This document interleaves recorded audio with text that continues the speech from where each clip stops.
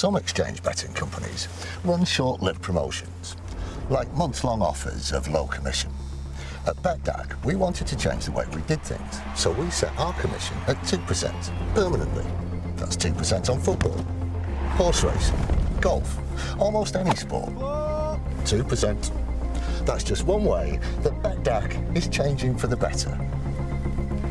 For the better, like you. BetDAG, the 2% commission exchange. Over 18s only. Please gamble responsibly.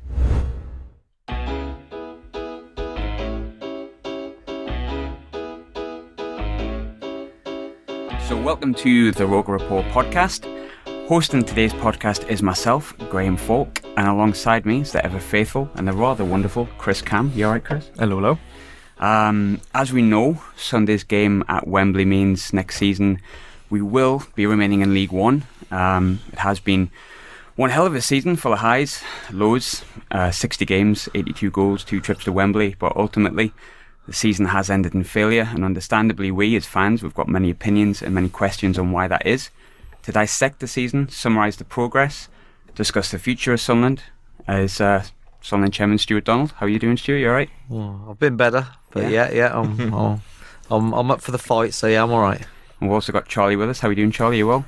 Very similar, yeah. It's not been an easy couple of days for anyone involved with the club, but you know, got to keep moving, got to keep moving forward, and that's what we need to do now. So I think we'll start straight off, Stuart, with Sunday. I'm going to be totally blunt with you. The team didn't show up, and I think whilst we've praised the players and the manager's resilience this season, I think we absolutely bottled it on Sunday when it mattered the most. How was Wembley for you? Well, it's the worst place in football to lose, isn't it? So, and we've gone there twice, and for whatever reason, we haven't come away with a win either time. The first time we go, I think, you know, it's a bit of a weekend out, isn't it? And you're not too concerned about losing, although it's not a great place to lose. But losing at the weekend was gutting, because I think we felt after the Portsmouth game, whilst our form hadn't been great in the last few games, we showed some character to get through a very tough semi-final, especially off the back of not having, you know, had some good results. We showed some character to get to the final, and then it's one game, and I think everyone would feel the same, that if the team turns up and does its very best, we'll have a cracking chance. And you know, we've got as good a chance as anybody to get through with the squad we've got. And yeah, I mean, the bottom line is we played a game and they scored our goal for us. Yeah. You know, you look back at the game, there weren't many chances that you look back and go, oh, you know, we should have scored here, we should have scored there. So when the season boils down to 90 minutes, at worst you want to come away probably feeling that, you know, if you have lost, you've hit the bar twice, missed a penalty, had them under the cosh for 40 minutes, and it I don't think it felt like that for any of us, of course. So the overriding feeling, really, as well as being gutted and sorry that we haven't achieved for everybody, you're also embarrassed because it's the worst ever league position the Sunderland have finished in. If you get promoted, you can live with that. But, you know, the fact of the matter is I'm a chairman of Sunderland Football Club in their worst ever league finish. And I've worked ever so hard for that not to be the case. But ultimately, I haven't achieved that and I failed. And I'm residing over the fact the team hasn't gone up and has finished as low as it ever has. And there might be lots of things you can point to that you might cut yourself some slack with, but the long and short of it is, in black and white of it is, that's the facts. And that is gutting.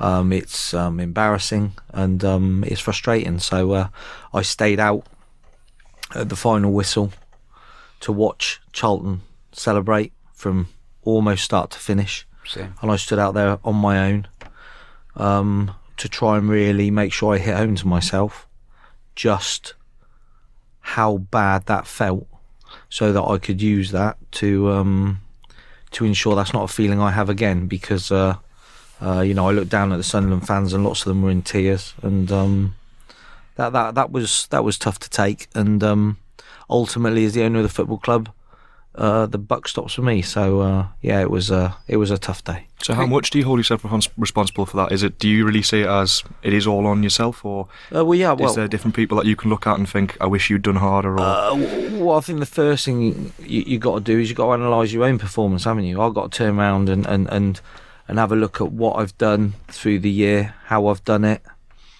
what I could have done differently, what I think in hindsight I should have done differently, why I didn't do it that way. I've got to be realistic about what I came into, but I am the custodian of the football club and I run it, and we haven't delivered. So no one's more responsible for that than I am. So I haven't quite finished yet, and I can't wallow in it for days, because we got to get on making sure we got next season right and prepared. And obviously we were doing that behind the scenes regardless of which league we were in, so we are underway with that. But I've really got to look at my own performance first. I think when you're looking at, I think it's quite noble that, as you say, you want to look at your own performance yourself. And I understand what you're saying with, you're the custodian of the club, but there's a lot of fingers have not really been pointed directly at you. And if I'm honest, I don't think there's much more you could have done. But if you look at the thing that got me with the players on Sunday, and I mentioned it before, they bottled it. And it's not a bunch of young lads we have in that team. We have some really experienced players. Where does the blame lie for that performance on Sunday? Does it go with Jack Ross and the way he set that team up, or the players just not showing up? Well, I think probably the right thing to do is debrief with Jack and the players on how they felt they performed. I think I sit and watch the game like all fans do, and I see myself in that sense more as a fan who sort of evaluates the game. But we didn't play as well as we needed to win the game. But were the right decisions made through the season? On that team, where did we go wrong? Should we have actually needed to be at Wembley? Or at the start of the season, we set ourselves a target of the playoffs, and we achieved that. I think if you're looking at Jack, you could look at Jack a couple of ways. If I was Jack Ross, what would I say about my performance through the season, and if you like, where we were? The club finished bottom of the league above. Every player that really was shown serious interest in has left us. I don't think any of those players have gone on and done particularly well. No. And the ones that we were left with, Jack could turn around and say, well, I was left with the ones that nobody wanted, from a team that won one game in a calendar year. And yes, okay, we've been relegated, but they've now lost one game in a calendar year at home. And they picked up less points in 5 years than any other team, I think, in the 92 divisions, despite picking up 80 odd points this season. So I've come in last minute, I think Jack could say. That's what I've inherited. Yes, I'm sure we can point to games where we can argue we might have been too defensive, we might have played the wrong formation, we might have done this. No one has not made mistakes. I've made mistakes. I'm sure Jack would turn around and say he's made mistakes. I'm sure that the players will. The question is, have we made too many? Are we making the same ones continually? Are we learning from where we're going wrong? Are we realistic about really where we were? And then you put all that in the mix and say, okay, well, the most important thing now is we've actually got to dissect all of that and turn around and say, what are we going to do to make sure that we get or aim for 100 points next year? Because we know 100 points is going to get us up. And we've got to be as sure as damn that we can be that we're going to get 100 points. So we've got to turn, 6 of these draws we've had into wins or whatever it is. And, we've got to sit down and analyse where we've gone wrong and see whether or not we judge and we make the right judgments as to where we've gone wrong and why we have and how we're going to fix it. And they're the conversations we need to have, because we can't undo what's been done. And I don't think any of us are, if you like, in that sense, if we're playing a blame game, completely blame free. But as a group, I've appointed the manager's picked the players. and it comes right back up to me, and I've got to, turn around and talk to them and get a sense of where they feel they're at and what they might feel that we've done wrong and where they might have gone wrong, and say, okay, well, if we do this and do that, do we think on balance we're going to get there? Because the most important thing is next season we get there. And for me it feels shocking as well, because it just feels that it would have been the end to what was I think off the field a decent 12 months, and the icing on the cake would have been promotion. But we probably may have left ourselves with an awful lot to do with this squad to get it championship ready. So it might be like lots of teams that going up might have papered over a few cracks because you think, well, maybe we're a bit better than we are. So not going up, although it feels gutting now, as long as we learn from what we've done wrong and we improve, we might go up a bit stronger. But that is, none of these cliches, well, we've got to do better next year, well, we've got to do this, we've got to do that, we've got to do the other. We've got some hard work to do to get the football club right. We'll try. We're not a million miles. It's not like we've got to go from 50 points to 100. We've got to go from about 85 to 100. We've got to turn half a dozen games into wins. And I think, we want as an attractive brand of football as we can get. We want the fans to enjoy all the games. So, we've got some improvement to make. And, we're aware of that. We all watch the same game. Yeah. I don't think we're all a million miles different in our view of Sunday's game or the reading of the season. We started stronger probably than we thought we would. Yeah. We talk about not killing teams off. Well, we did do that at the start of the season. I remember coming to the Stadium of Light and we were 3-0 up half time a couple of times at X, Y, and Z. Yeah. But over the season, it's become harder and harder. We can see how many draws we've got. We can see how many leads we've not held on to. It's all there for us all to see. So I don't think, I think if you ask the Sunderland fans and did a poll, we'd all have a consensus, I think, pretty much of roughly what we think is wrong, and we've got to fix it. But it isn't Football Manager. It isn't, I've had fans, listing players for me saying, well, if we sell this lad for this, we can buy all these players and do this, that and the other. It's not as simple as that. And yes, of course we've had the biggest budget. And yes, of course, if you look at it, we spent more money than everybody else and X, Y, and Z. We have. But we did finish bottom, as I said. And I will repeat, the players that left this club have by and large not gone on to prove that they were better than Sunderland. Indeed, a number of them have received relegations again. We've stemmed the flow, turned one home win in a year to one defeat in a year. We finished in the top 5. We finished the season poorly, which is gutting and it feels awful. But we have stemmed the rot, and now we've got to build on 85 points and get another 15. I don't think that's beyond us. Question to both of you, I suppose, and straightforward question. We've talked about there is things we've done wrong. I think you're right in what we say. I think yourself, the fans, and I don't know about Jack, but I think we all know where it went wrong. And I think for me, it was the draw as a failure kill of teams, and I think January was a bit of a failure as well. But what would you do? What would you both do differently if you could? I mean, hindsight's a wonderful thing, and we can't go back. But if you could, I think if there was a single thing I could have done, I would, on a footballing side. I personally, without having talked to any of anybody else about it, it's just a personal view. With what we've spent and how our, if you like, our January went, although it was way above where we were, I would have tried. I don't know whether sooner or harder, or whatever it was, to keep Josh, because I think he, in hindsight, maybe he fitted into our style of play. Well, At the time, I remember 100% if you like the conversations about Charlie coming back to fitness, and if we can get a new player, this, that, and the other, and of course, if Will Grigg comes on with 20 minutes to go at Wembley and scores a winning goal, I'm saying to everybody, thanks very much, away you go. And football can be defined like that.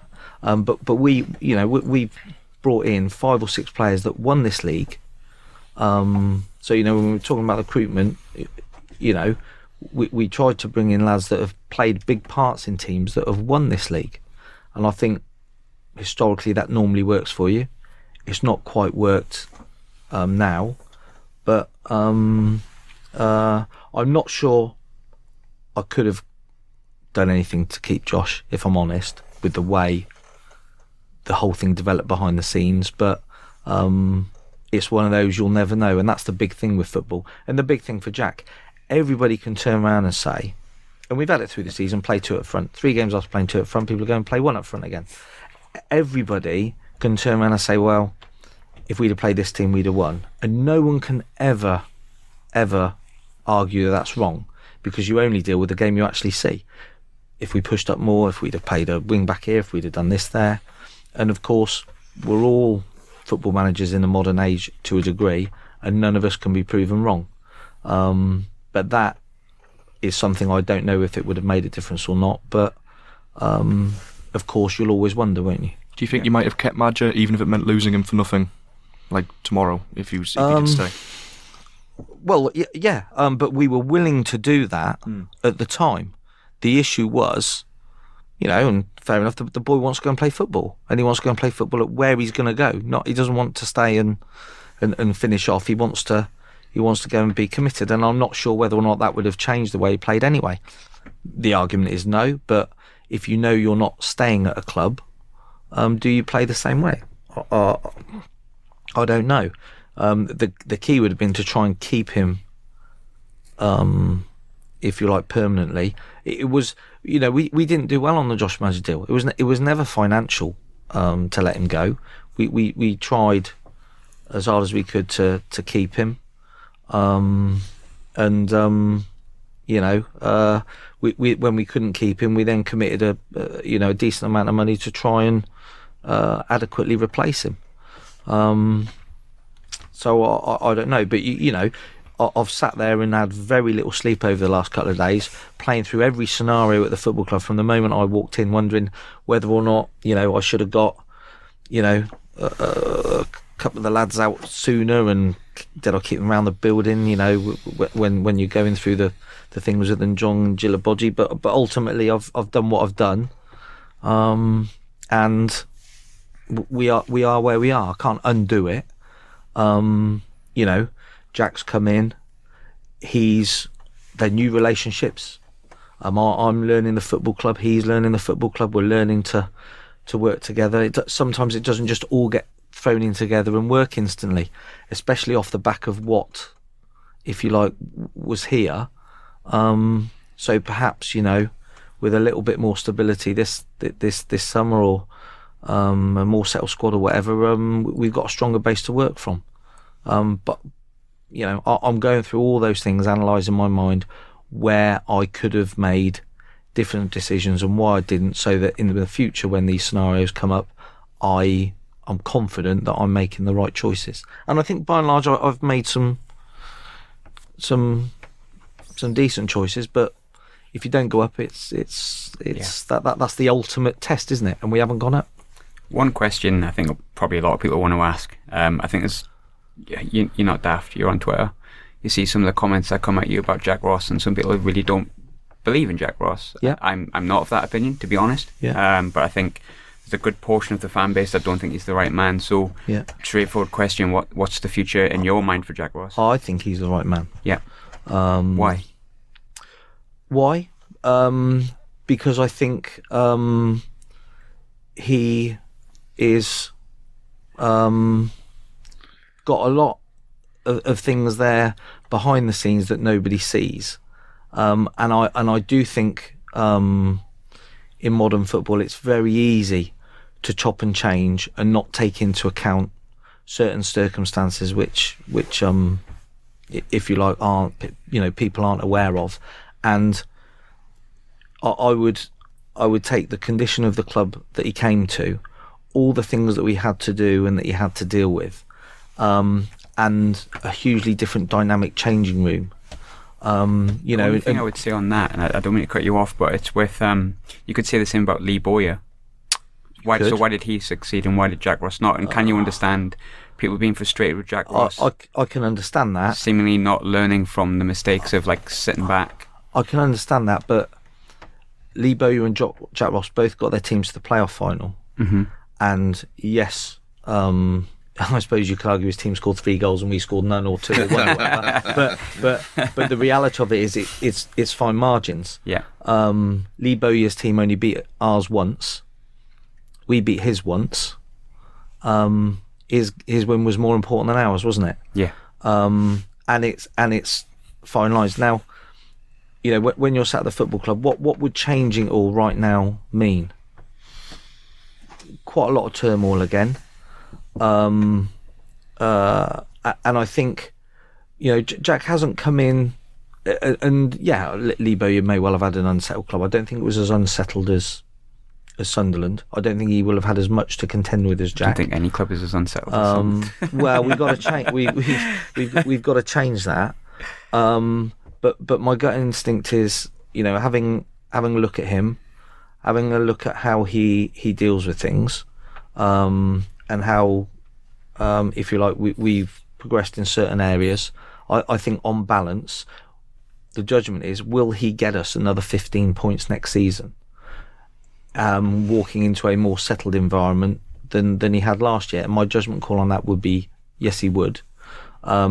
If we replaced him, for argument's sake, it would be a gamble.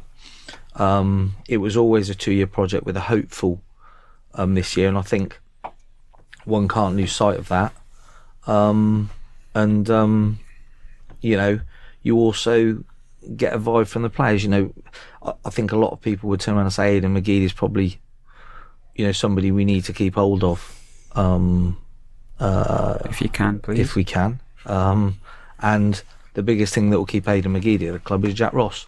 And you don't take, any individual player more than another, but you do get confidence from the people of football or the people at the club who turn around and will say to you, look, we've been in the game a long time, don't overreact, you're getting there, these are the signs for this, these are signs for that. And I accept that people will see things differently. Some will say change, some will say keep. But I think on balance, Jack's done a decent first year, and I'm as confident as I can be that with the right backing and with the right work through the summer, I would like to have a team that really sort of gives us a more comfortable season next year in our aims, and I think Jack can deliver that.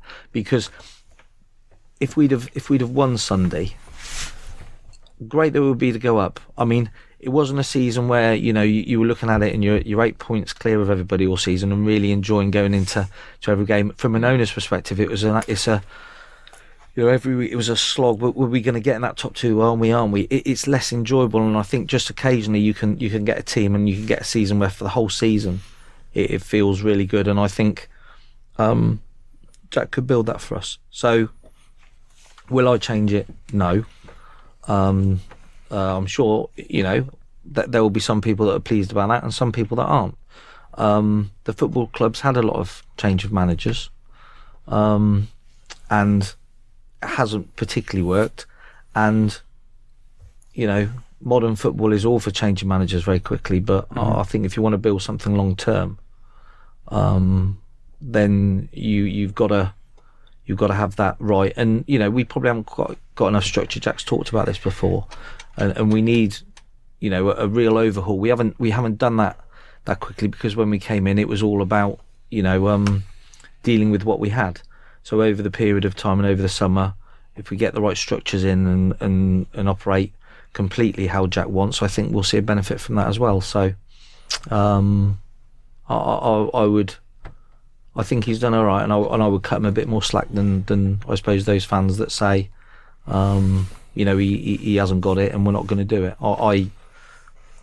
I don't want to be at Sunderland with Sunderland not getting promoted. I want promotion as badly as anybody. Yeah. I am as gutted as anybody is.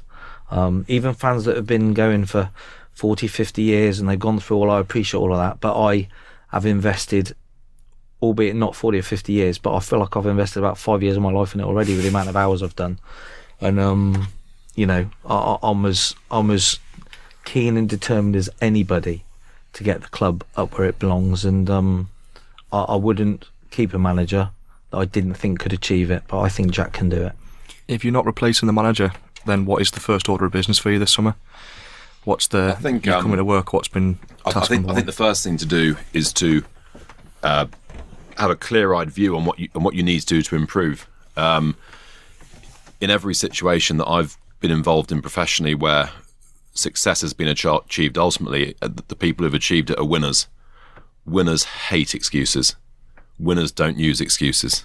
So I'm going to be interested as an onlooker in this area, because we've done our reviews on the off the pitch stuff already, because we didn't have to wait on all that kind of stuff. We've already beaten ourselves up off the pitch in terms of what we got right, what we got wrong, all that type of stuff. On the pitch side, I'm more of a viewer, and I'm going to be interested to see what the view is in terms of how we're going to change things going forward. And if the answer is it's a bunch of excuses, then I'll roll my eyes and think this ain't going to work. If, on the other hand, it's a bunch of positive, focused, this is where I got it wrong, this is what we are going to do better, this is how we can make it everything, as Stu says, you've got to think about it being a 100-point season next year.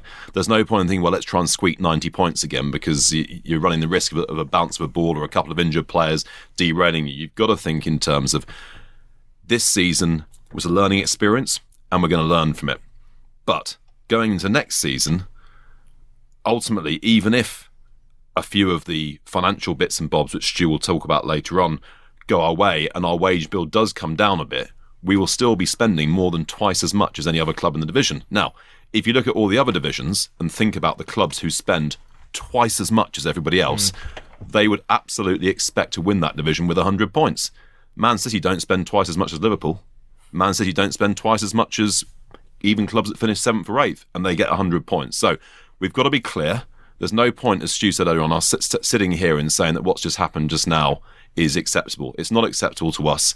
It's not acceptable to the fans. So moving forward, that's our aim, and everything has to be built towards achieving that aim. I think that there has been some progress that we will discuss, which isn't always as visible. When you're building a building, you want to build that building off foundations of stone, not on sand. And when we came in last year, there was a crumbling building based on sand. So some of the things that have to get done and some of the changes that have to be made, including some of the things that Jack has had to do at the academy, are about trying to make sure that there is a foundation in place to actually be positive and achieve positive things in a long-lasting sort of way. But there's no point in us claiming that exercise can now go on for another year. Now's the moment where that has to be a springboard for actually changing things, improving things and moving forwards. As Stuart says, I mean, there's no point in us sitting here pretending black is white. We watch the same football matches that you watch. I've never been around a club with as many people actually who I think know as much about football as Sunderland fans do. An awful lot of Sunderland fans play football and have played it to a good level. So there's no point in pretending that all of us can see quite clearly that when we go a goal up, the team sits back. There's no point in pretending black is white. That is the case. Now, the question is not looking back on it. The question is saying, well, how's that going to become a team that when they score 1, go and score 2, go and score 3? I was speaking to Niall Quinn the other day, and Niall said that their 105-point team regarded a 1-0 win as being akin to a loss because they'd given the other team a chance. And if they were going to get promoted automatically, properly, they didn't want to give the other team a chance. So unless they were winning 3-4-0, they didn't come back in the dressing room and clap themselves on the back. They were like, God, guys, we got to be better than that. Otherwise, at some point, a team's going to draw against us. That's the mentality. That's a winning mentality. Yeah. That's where you need to get to. That's where the 105-point season gets to. So I think, we're 2 days on. Stuart will have conversations with the manager, as is absolutely right for the owner to have conversations with his manager. That is a very important relationship. And Stuart and the rest of the board will then discuss the manager's plans. And as a board director, I'm hoping that there'll be positive plans based around how we are going to achieve what we and Sunderland fans want to see. Until those conversations have been had, then obviously you don't know what you're dealing with. But I said, given the foundation that's there, given the budgets that we are spending in this division, given the academy that we have, we're all very, very clear and focused that what has to happen next has to be pretty positive. Yeah. Us sitting back on 1-0, as you touched on before, I know we kind of covered Jack Ross and your thoughts on Jack Ross. A lot of people say that's Jack Ross's tactics. I personally think it's the player's mentality. If I'm honest with you, I think there's a bit of a lack of belief there. What's your thoughts on it? Maybe. I don't think my gut instinct is I don't think we we play for that. It occurs. You can see that to a degree in lots of the games. It's crept into us, whether that's a nervousness or a worry. Not meaning to. Sometimes the players may sense from the crowd that worry at being 1-0 up, and they get themselves into that mindset. But we've dropped an awful lot of points from winning positions, and if we hadn't done that, we'd have gone up. That's a simple fact, and we have got to, I think, try and as Charlie says, get a mentality whereby we're going on and driving forward, because those games are much more enjoyable to watch as well. As a fan and as an owner. You don't want to watch a game and be nervous for 60 minutes because you think, well, we scored on minute 30 and now it's can we grab another goal if it suits or whatever. You want to see your team drive forward. Do you think the players need to be a bit stronger though? Because I understand. I think personally, Sunderland fans read a game really well. Like, come back from Wembley, my friend Liam, he was taught me. He says, you know what it is. Sometimes I know we'll talk about atmosphere and things like that. He's like, sometimes I think Sunderland fans read a game really well when we can see we're really going for it and trying to get back into it. We roar like no one else, but when we feel that nervousness, and sometimes for me, I just think there's times this season when Baldwin, Flanagan, Jimmy Dunn, to a point, we're just launching it aimlessly. Like, do they not have to be stronger than that? They're playing for Sunderland. Well, I think you've got to have strong footballers if you want to play for Sunderland. You've got to be able to deal with it. And if you look at the playoff final, when we got the goal, for 10 minutes the noise was huge, and the players went for it for 10 minutes, and Ledbetter had that shot that got tipped round the post, and that was probably our best chance, albeit he's had to fashion that from outside the box, so you don't really, it's not a gilt-edged one, is it? But you think to yourself, in those couple of minutes, right, come on then boys, come on, we'll drive on, and the fans felt like that. And then gradually the team lost that momentum, and the fans dropped the noise off. Now, I don't know which one comes first, but probably the players dropping off. And then to get it back, it's one of those things, isn't it? People talk about football a lot. Lots of people defend a 1-0 lead, and then when they concede the goal, the team can't get going again because they've lost the momentum, and then they concede the second one. And I think, I'll debrief with Jack on all of this. We discuss the games. The end of the season and the playoff game is not going to be the only time that Jack and I have talked about players, formations, fan pressure, structure, signings, etc. We don't talk to each other once a year. We talk through it as we go. But we now need to conclude what this season has been, look forward and move on. We know what we want. We want a team that plays good football, that drives on, that we feel that we are pushing all game to kill the games, and not sitting back, and some team that gets us on the edge of the seat. Now, for the size of the club, the money that's spent, the ability that we should be able to attract and have currently got, that is a quite reasonable expectation for us to have. We are not at this stage asking to go out and beat Man United at home and Liverpool away. We are asking to have a team that does that. Now, you don't go from where we were to that instantaneously, and of course the question on that is the progress reasonable? Do we see signs of that? Overall, are there extenuating circumstances that would say, well, we are making progress? Now, my judgment call, having got more information, if you like, than others, and I think reading it the same as the fans, knowing what you want, because we all want the same thing, my judgment call is that we can get there with Jack. And Jack will need to alter the squad, I've no doubt, to deliver that. Should we be able to do that this summer? Yeah. This is season 2, and season 2 should deliver us those things. I think that season 2 is, as I alluded to earlier on, and Stuart's mentioned it just now, season 2 is the moment at which excuses run out.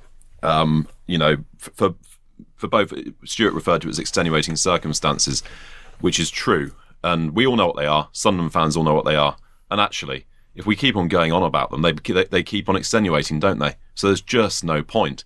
I've heard it mentioned a few too many times this season about the impact the crowd has. Well, come on. Basically, fundamentally, the Sunderland crowd is a good thing, and the more that you try and get into players' heads the idea that Sunderland crowd that can sometimes be a bad thing, the more it becomes a potential excuse. So let's move on from all the extenuating circumstances. We do all know what they are, and as many fans come up to me and say negative things, probably more say, to be fair, there was this, there was that, there was this, there was that, there was this, there was that. But we are now referring to things 13 months ago. We'll come on to, I think we should probably move on from this discussion, just because there's very little that really Stuart and the rest of the board should be saying about this right now. We should not in a public forum be, analysing individual players' performances, and it's just not. It's not fair. It's not on. I think what we should be looking at is maybe a quick review of the progress that's been made, and then a strong focus on the stuff that needs to happen next. Because I don't think it's fruitful to keep on going on and on about. Well, what this player did or didn't do. I don't think Jack or the management team or anybody is gonna make excuses. They're not excuses. They're reasons for why we are where we are. And the biggest, most important thing is the judgment call is Jack the right man for the job? My view of that is yes, he is. And we'll discuss how we deliver what we all want next season, and we're clear on what we want. We want first place and a really nice season, and we want to do well in the Checker Trade again and win it, because we haven't got to worry about it, because we're 10 points clear when it comes around. Can we deliver that? We'll be working damn hard to do it, and we have a football club that has the fan base, as I've said, the finances, everything else to do. And the past is the past. I'm sure we'll touch on the finances, this, that, and the other. But the bad finances have gone. The bad players' attitudes, I would hope, have gone. And if they haven't all gone, they will have gone this summer. That's all done. This is a new, fresh look where I want to get away from this. Fans being brilliant with me as we come out of Wembley and going, oh, well, it's Sunderland. Sunderland do this to us. This is what happens. No, we've got to go. If we go to Wembley, we've got to go and win. That's got to be what we expect. And we've got to go and win games. And it isn't Sunderland just do this to me. That's the way it is. I don't want to be responsible for a football club that makes its fans feel like that. I want one where they say, yeah, these guys have come in and turned the mentality around, and we're actually delivering. Now, I'd love to have done that inside of 12 months, but I haven't. But I don't think I think we've improved. Have we improved as quickly as we should have done? Well, maybe not. Will we get there? Yeah, I think so. Talking about next season, then, it's a big job. You'll know more than I will, but recruitment's where it's gonna. That's what's gonna make and break us. Yeah. At the end of the day, that's the basic how a football team succeeds, their recruitment and how they look at the academy and stuff like that. So, I really wanted to kick off with in terms of squad recruitment and the way the squad may look next season. I know we're very early doors, but there's a few contracts running out. So, Elliot Embleton, where are we at with that? He's been offered a contract. Has he taken it? No, he hasn't taken it. My gut instinct is he will take it. Okay. If he doesn't take it, it's because someone will have to come in and pay a fee for him. Yeah. Because he's under 24. Yeah. I think with what we've offered him, I don't think anybody that would come in and pay for him will offer him what we are. So I'd be very surprised if he. Can I ask how long you've offered him? I think it's 2 years with an extension. Okay. If he plays. But don't forget, for all players, I mean, there are some who are purely mercenary, but in fact most aren't. Most are also interested in, where do I fit in the manager's plans? You know, how am I going to play, etc., etc. So it's not just a matter of how much money people throw. Especially with Elliot, it's difficult for a player who's spent that all season on loan, unable to get into a team, thinking, well, where's my place? And he's also in an England under 17 team, under 20 team, and he's not getting into a League One team. He's not getting a look in. So you can kind of understand him maybe looking away, not because of money reasons or mercenary reasons, because maybe he thinks you have a better chance of being professional footballer elsewhere. I would assume any concerns he has are based on that. Well, if it was me, and it's easy for me to say, he's got a very good contract offer, and he should think he's at Sunderland Football Club and try and force his way into the team. If he can't go and get into the team, that there is an option, of course, for him to go out on loan. But I would think, he's getting to an age where he wants to feel he's going to be in and around the place. Haven't gone out and had a decent loan spell.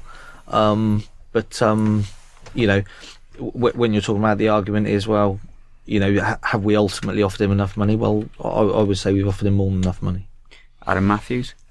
I think we haven't talked to. Jack will now talk to the players, because League One or Championship makes a difference, and I would think just purely. From the perspective of Jack not having had the conversation with Adam yet, Adam was on, decent Championship money, and I would be surprised if he would. We would keep Adam and pay him, but he's got to fit within our structure, and I don't think that might not work for him. Reece James, I think, has a contract that's due to expire. Yeah, there's a 1 year option on that in Reece's favour, so that's for Reece to come back to us, and he hasn't. As of yet, we haven't exercised that option, or he hasn't. And I think Robin Reuter is going to go. Robin Reuter will go, yeah. I'm sure you cleared this up, but just for the purpose of why we're talking about contracts, George has already got an optional year, which I think is triggered anyway. Yes, triggered. Yeah, yes. So he'll be here next season. And I know Benji has another year left, but he does. With Benji, where are we at with the contract? We have given him a contract offer. His agent is coming back to us. We're talking direct with Benji as well. I would be amazed if he doesn't extend his contract with us. It would be it's a nice offer, good offer, and I think with where he is. It just makes perfect sense for him to sign it. So I'll be very hopeful over the next period that he would extend his contract with us. Without reading the manager's mind, but is he a player that strikes you that Ross seems to like? I think Ross would like Benji to extend his contract. We wouldn't offer. I know. The view is that I signed Will Grigg for Jack. I didn't. Jack chooses all the players. Will Grigg was Jack's number one target. We don't offer contracts to people that the manager doesn't want. If Jack didn't want Benji or see a future in him, then we wouldn't have given him the offer that we've given him. Jack's if you like, enthusiasm for Benji has meant that he's got a quite nice increase and quite a lengthy deal and some good rewards if he plays.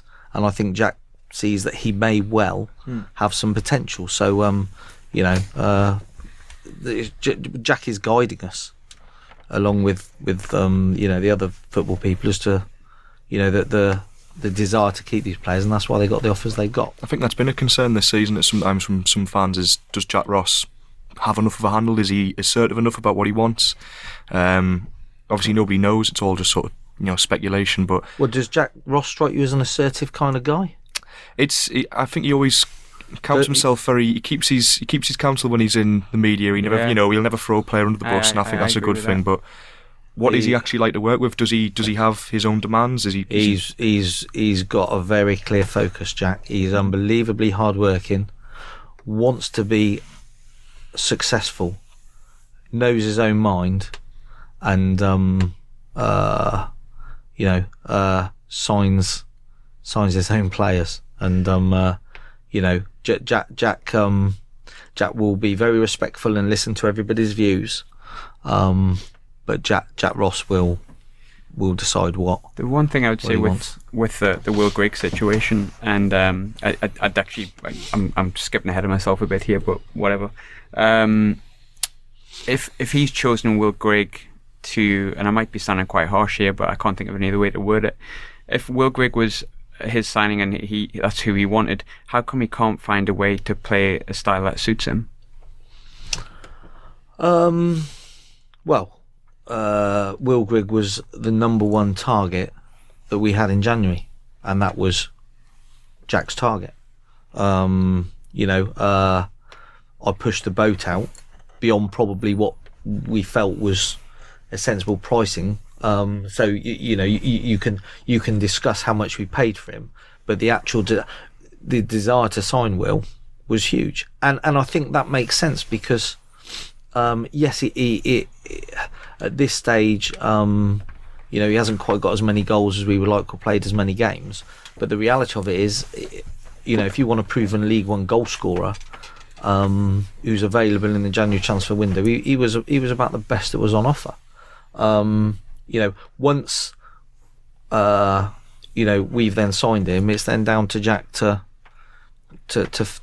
put him in the team as he sees fit or whatever it is. Now, I don't know. There's an argument. He did have a niggly little injury when he claimed, but everyone keeps telling me he's injured. I don't. It's not the feedback I've got that he's injured. I just don't think he fits into the system, and my concern with that is, yes, he wanted him, but why did he want him? Because since he's came, he just doesn't. Well, he doesn't fit into the team. Well, I would have thought he wanted him because if you're going to go out there, and I think, I remember being a villain at 10:30 on Monday night. Because I hadn't backed my manager, and despite desperately trying to bring in his number one target, I hadn't achieved it. And at 11 o'clock when I had, everybody said that's it, we're promoted. So I think, on the face of it, if you went back to January and you gave the fans the option to sign Will Grigg or anybody, would how many people would have wanted him? It felt like 99.9% wanted him. Oh, yeah. Why did they want him? For probably all the same reasons that the manager wanted him. Everybody's seen him play. Everybody can see what he can do. Everybody's seen his stats. He's not 36, is he? He's at a good age. He's available. He scores goals, and from the if you like the board and ownership perspective, we've done that, and then as you say, the manager then fits him in the team. At the moment, that hasn't quite worked. Does that not have to be cleverer though? Do you not think? I mean, fair enough. So the statistics show he scores goals and stuff like that, and great. And as a fan, you see that, but as a recruiter and as the person who's purchasing him, as the head coach and as the manager, do you not look at players that fit into your style of football so you don't have the Will Grigg situation at the moment? Yeah, but I think the view was that he would fit into the style of football. So who's to blame for that, Jack Ross or Will Grigg not being up to the standard? Well, is it a question of blaming, or is it just a question of saying he hasn't hit the ground running yet? I think there's reasons to say there's maybe a level of blame there, though.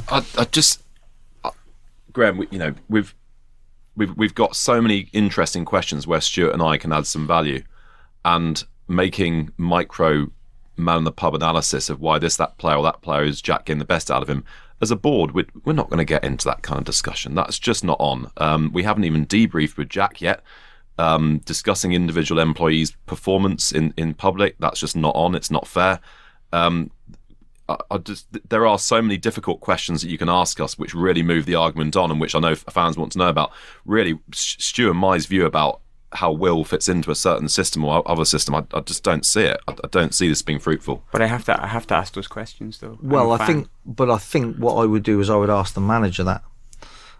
Did the manager want the player? Yes. How does he feel he's performed for us, etc., etc. I think if you're asking me about individual players, all I can say is Will's our number one target. We as a board pushed the boat out to bring the lad in. I felt that he paid us some back when he scored the first goal against Bristol Rovers and got us some checker trade money back in. So that was a bit of his feedback.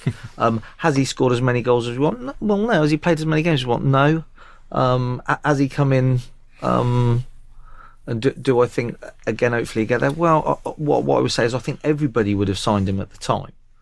And hindsight is a wonderful thing. And hindsight is only, if you like, a few months into his career.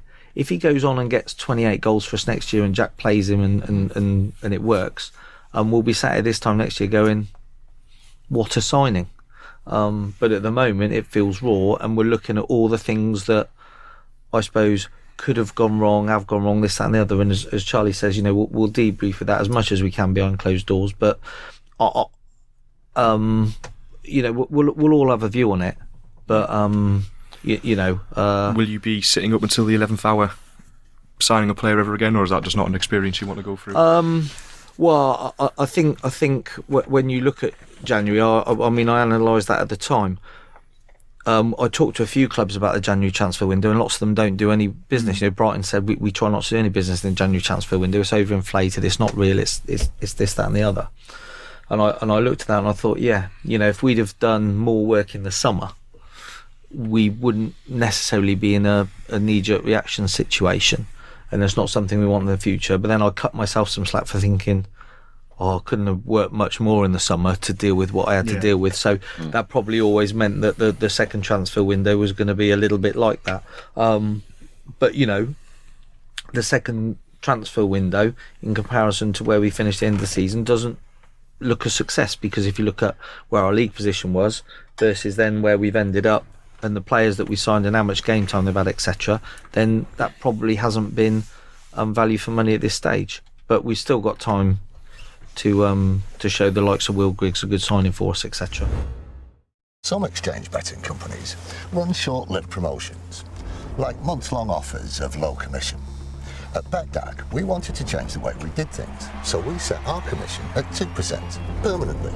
That's 2% on football, horse racing, golf, almost any sport. 2%. That's just one way that BetDAG is changing for the better. For the better, like you. BetDAG, the 2% commission exchange. Over 18s only, please gamble responsibly. You mentioned the busyness of the summer, and obviously you've said you've had your breakdown, you've had the off-the-pitch review, and you've had a look at that. Run us through that. I mean, what was the notes into that? What went well? So are you talking about off the pitch throughout this season? For you guys, yeah. I mean, financially, okay. you've got the club back to where it should be. So I think first of all, I just wanted to elaborate a bit on what Stuart said about last summer, and because he probably can't say it for himself. The job that Stuart and some others in the club did in sorting out some of the crap that we inherited last summer, at some point it'll be the subject of a book. It was absolutely unbelievable. We were confronted with probably 6, 7, 8 scenarios, situations which, if they'd all gone wrong, would have been absolutely catastrophic for the club and for ourselves. And we had to negotiate and trade and work our way through all of those situations, whilst at the same time having to do the normal things that football clubs do in terms of preparing for the new season, etc., etc. So I probably don't have to rehearse what those things were. Most Sunderland fans will be aware of the situations with players who didn't turn up and went on strike, with players who, when we came in, we were told would be sat there for a long time, sitting on a very large salary, not doing much. In terms of legal disputes, in terms of being told by the Football League that this is one of the clubs in the worst state we've ever seen, you're going to have to show us you've got £50 million in cash to run it, because that's how much it's going to cost you. this place was a basket case, and a lot of those situations had to be dealt with within the first 3 or 4 months. So I will cut us, particularly Stuart, quite a lot of slack, because last summer a phenomenal job was done, and that has laid the foundations, as he says, for the club now being in a far, far better situation to move forward. And we'll perhaps come on to the finances of the club a little bit later on. Off the pitch, in other words, the business side of the club, really the metrics for that are pretty easily measurable. We inherited projected revenues of 15.5 million, and we've achieved revenues of more than 19 million. We inherited a projected cost base of 54 million, and we're going to end up with 34 million. So the costs have been cut very, very dramatically, and the revenues have been increased very, very dramatically. And we set out a business plan at the start of the year, and we have met and in fact just exceeded that business plan. Now, that's partially a result of just some good decision making, a lot of hard work, a bit of luck, the support of the fans. Couldn't have done it without the support of the fans, because those revenues ultimately, the majority then come from fans. So it's been a team effort, but it has been off the pitch a pretty good year. I mean, I don't think you can put it any which way round, and that then feeds into obviously the discussion about the finances that we're probably about to have. And as Stuart said, if we could just have got that promotion, then you'd look back on those first 12 months and said, we've nailed it. We've absolutely nailed it. We've managed to sort out all the black holes, sort out the operating model, sort out the underlying business, and get promotion all at the same time. Wow, that was fantastic. So we've fallen short in one area, and we really need to have a long, hard look at that area, as Stuart said, to work out how to drive it forward. But at least this time you'll be driving it forward without the chairman having to spend 95% of his time on the black holes, because that's the way it was last summer. Every single day there was another problem, another legal battle, another huge fight with agents, but it was absolutely relentless. And hopefully we're now in a more positive position where the time spent will be spent on positive things. It was quite good fun doing that, though. Well, it was when it went right. It was when it went right, but there was some. I remember being on the phone to you at like 2 a.m. Oh, well, geez, not another one. It's like playing those Super Mario games. Another one pops its head up and you have to bash it down again. It was. There'll be a book on that one day, which will be, we pretty much won them all, to be fair. Yeah, in the end we pretty much won them all, and there's no high-fiving about it, because at the end of the day we haven't got promoted. But I will say the club now is in a much stronger position. You mentioned a little bit about there are some areas where you look at it and you think, right, this year we're going to make that better and improve. What are the areas that you think, obviously, patchwork and things like that are one thing, but what areas of the business side have you looked at and gone, we didn't do that well enough? Yeah. That is now that area for focus going forward. Yeah, so I think we've made a start on the marketing side, and we've put some good building blocks in place, but there's an awful lot more that we need to do on the marketing side.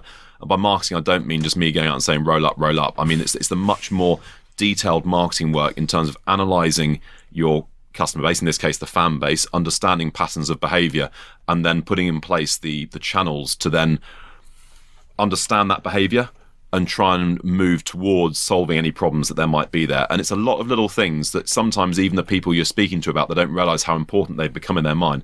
How easy is it to get in and out of the stadium? How easy is it and how cheap is it to get a drink? How are you spoken to by the club? How are you marketed to by the club? What sort of role do we work with the foundation in terms of using the beacon of light on match days? What do we do with the fan zone? How can we make the whole experience into a better family experience so people feel like they can bring other people on? How can we encourage repeat custom from people? How can we improve the in-stadium experience? How can we start to look at going cashless? Can we introduce a loyalty card? There are just so many different things that we can now get our teeth stuck into now that we've got the basic building blocks in place. We're on a huge program of working in expanding the branch network and strengthening the individual branches, because I believe that is the foundation of our future, of the maintenance and the building of the fan base can be through the branches, where people who come from the region get together with other people and say, right, this is a social day out, we're all going to get the bus together, we're going to have our own social get-togethers which Stu and I go along to and speak at, etc., and we get players to get attached to, also get them attached to the local football clubs. I've done a partnership with Durham FA to enable local football clubs to then become part of the branch network. There's a huge amount of stuff to be done, but most of it now is going to be positive stuff, building off a staff framework and an internal framework that is much better. Round pegs and round holes, people knowing what they're doing, etc., etc. Commercially, we've improved the situation. We obviously, not very hard, we turn up into a business where there wasn't a single person in sales. So I wouldn't even claim that, I wouldn't make it a great boast that we have improved the commercial performance of the club. We've got a long way to go. We are nowhere near there yet commercially. Do I think as a club that we've understood how to market and sell ourselves commercially off the back of the Netflix series? No, I don't. I think we've got a way to go there. Do I think we understand yet how to position ourselves in the sponsorship marketplace? No, I don't. I don't think we're there yet. Are we fully connected with some of the bigger local northeastern businesses? No, I don't think they're there yet. Is the corporate hospitality experience right yet? No, I don't think we're there yet. There is so much to be done, but we are at least operating now from the basis of a revenue base and a status quo that is at least something like what it should be. So much more to be done, but the bottom line is we've done almost 20 million quid in revenues this year, which would be a League One record by an awful long way. And if we were to go up to the Championship, we'd be looking at being one of the top 3 clubs in the Championship for revenues, for where we are right now. Now, when we eventually do get to the Championship, we want to be right at the top. So I'm doing the analysis work now on what the other top Championship clubs are in terms of their revenue base, where we're falling short, and trying to ask the question, why are we falling short? How are we falling short? How can we get better? I was looking at Leeds' revenues the other day and saw that they post a very, very big retail number, and they've actually got quite a large number of shops, but I don't think that's the reason. I think it's their range, and I think it's the way in which they time the release of their range. I think it's the way in which they sell through their website to their fans. I think there are lots of different reasons why Leeds are doing have got a fantastic retail business. Middlesbrough got a fantastic hospitality business. Again, they've taken the hospitality in-house. They've done it themselves. They've built it up themselves in that way, like Sunderland used to. We got to have a look at all these situations as well. So there's an awful lot to be done. There's no point in looking back at the last 12 months, giving ourselves a clap on the back and saying, well, that's all right, isn't it? There's a lot to be done, but it's mostly, I think, going to be positive forward movement rather than having to start a sales operation from scratch, start a marketing operation from scratch. There was just nothing there before. So, we've got a lot to do, but it can be done. I take it Red and White Army's going to have a lot of say in things like the match day experience, like you mentioned. Well, they already have done. I mean, the great advantage of the Red and White Army is that if I ask a question, I get 13,000 responses. So you're not making decisions based off putting your finger in the air and hoping for the best. You're pretty clear on what the issues are. And sometimes in the social media environment, the Twitter sphere, the loudest voices are heard the most, whereas the silent majority vote in these polls. And it's funny how the results of the Twitter sphere and the Red and White Army polls are often radically different, because it's just a lot of people who don't go onto social media all the time shooting their mouth off, but equally, if they are asked their opinion, they'll give you a straight, honest opinion that doesn't involve them having a soapbox. It's just for the common good. So working very hard with the Red and White Army. I met with them last week with the leadership. I'm meeting with the leadership again this evening to discuss the finances in part, but also to discuss the marketing for the year ahead. So we've got a good relationship. It's a critical relationship. I'm not, Andrew and Dave, who run the Red and White Army, will represent very clearly to us as a leadership team what the criticisms that fans have of the club. Yeah.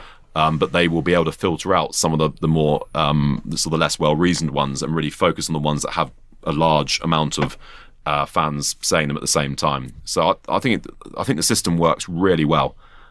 They've got a lot of time for Chris Waters and our supporter liaison team, our fan engagement team, so there's a respect there in terms of how people speak to each other. It's not about abusing each other and shouting and screaming. It's about saying, well, have you thought of this? A lot of fans are saying this, what's the answer, and all that. It's working well, but I think we're all aware that we're at sort of, if we need to get to story 5, we're sort of, on story 2 climbing into story 3. We've still got a long way to go.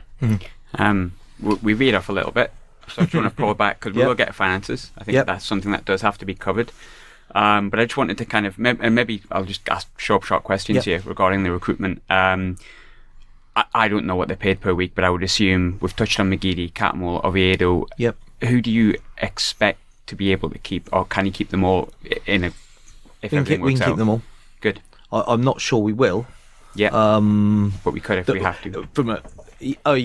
Absolutely. We are in a very strong financial position, as Charlie's touched on. We've had a good year. We put less money into the full club than we thought we would have to. which is great news. We've got £10 million worth of parachute payments left, plus the £20 million that we generate. Yeah. I would expect us to generate a surplus. So if we keep them all, it's no issue. I'm not sure we will keep them all, but if we need to, there's no issue with that. We wouldn't lose them for financial reasons, basically. No. Well, let's be fair. If the players are on £40,000 a week and the average, if you like, of the league is £2,000 a week, that is 20 players for one. So that would give us quite a lot of scope if we lost the most expensive of them. Yes. If you're saying to me, if one of them comes along and says, look, I want to leave, as long as the detail is right, would I be jumping up and down saying no, they can't leave, or would I turn around and think, well, that's 15 players I could sign? Then probably the latter. Regarding the sort of scouting, what's our approach to data and like analytics? Because just from the outside looking in, it looks like we can be sort of old school, if you want to call it. Like I think we've spoke about Tony Coton's contacts. Jack Ross is like kind of, I wouldn't say he's dismissed it, but he doesn't seem too hot on expected goals. This season was a betting thing, but a lot of the sort of highest performing clubs in the league and abroad are like fully embracing the concept and embedding it into the decision making process. Well, so what's our approach? We kept the analysts because we were told they were good. Before. Jack's added to that. The stats that come out I'm into football, but they bore me senseless. We get loads and loads of, we've let in less goals than anyone else from minute 10 to 18. So and so's shooting with his left, and you think, oh, okay, all right. I can see if a player's tired myself just by watching them. I don't need a report on it. So from a layman's perspective, to me, there seems to be way too much data. Have we got a big analytics team? Yes. I saw. I was just scanning through Twitter. I saw Gordon Armstrong mention the comment that we've got one scout. I've got that question. Is he the only scout? Is that true? That's surely not. One scout? No. Just wanted to make sure that was accurate. Not accurate. Sorry. We ripped our scouting back to the minimum because Tony wanted to rip it back. So we kept our away scouts. We employed a scout on top of Richard who does some scouting. There's Tony as well. There's another lad down in the south. There's one in the north for us. So I think we're on more than one already.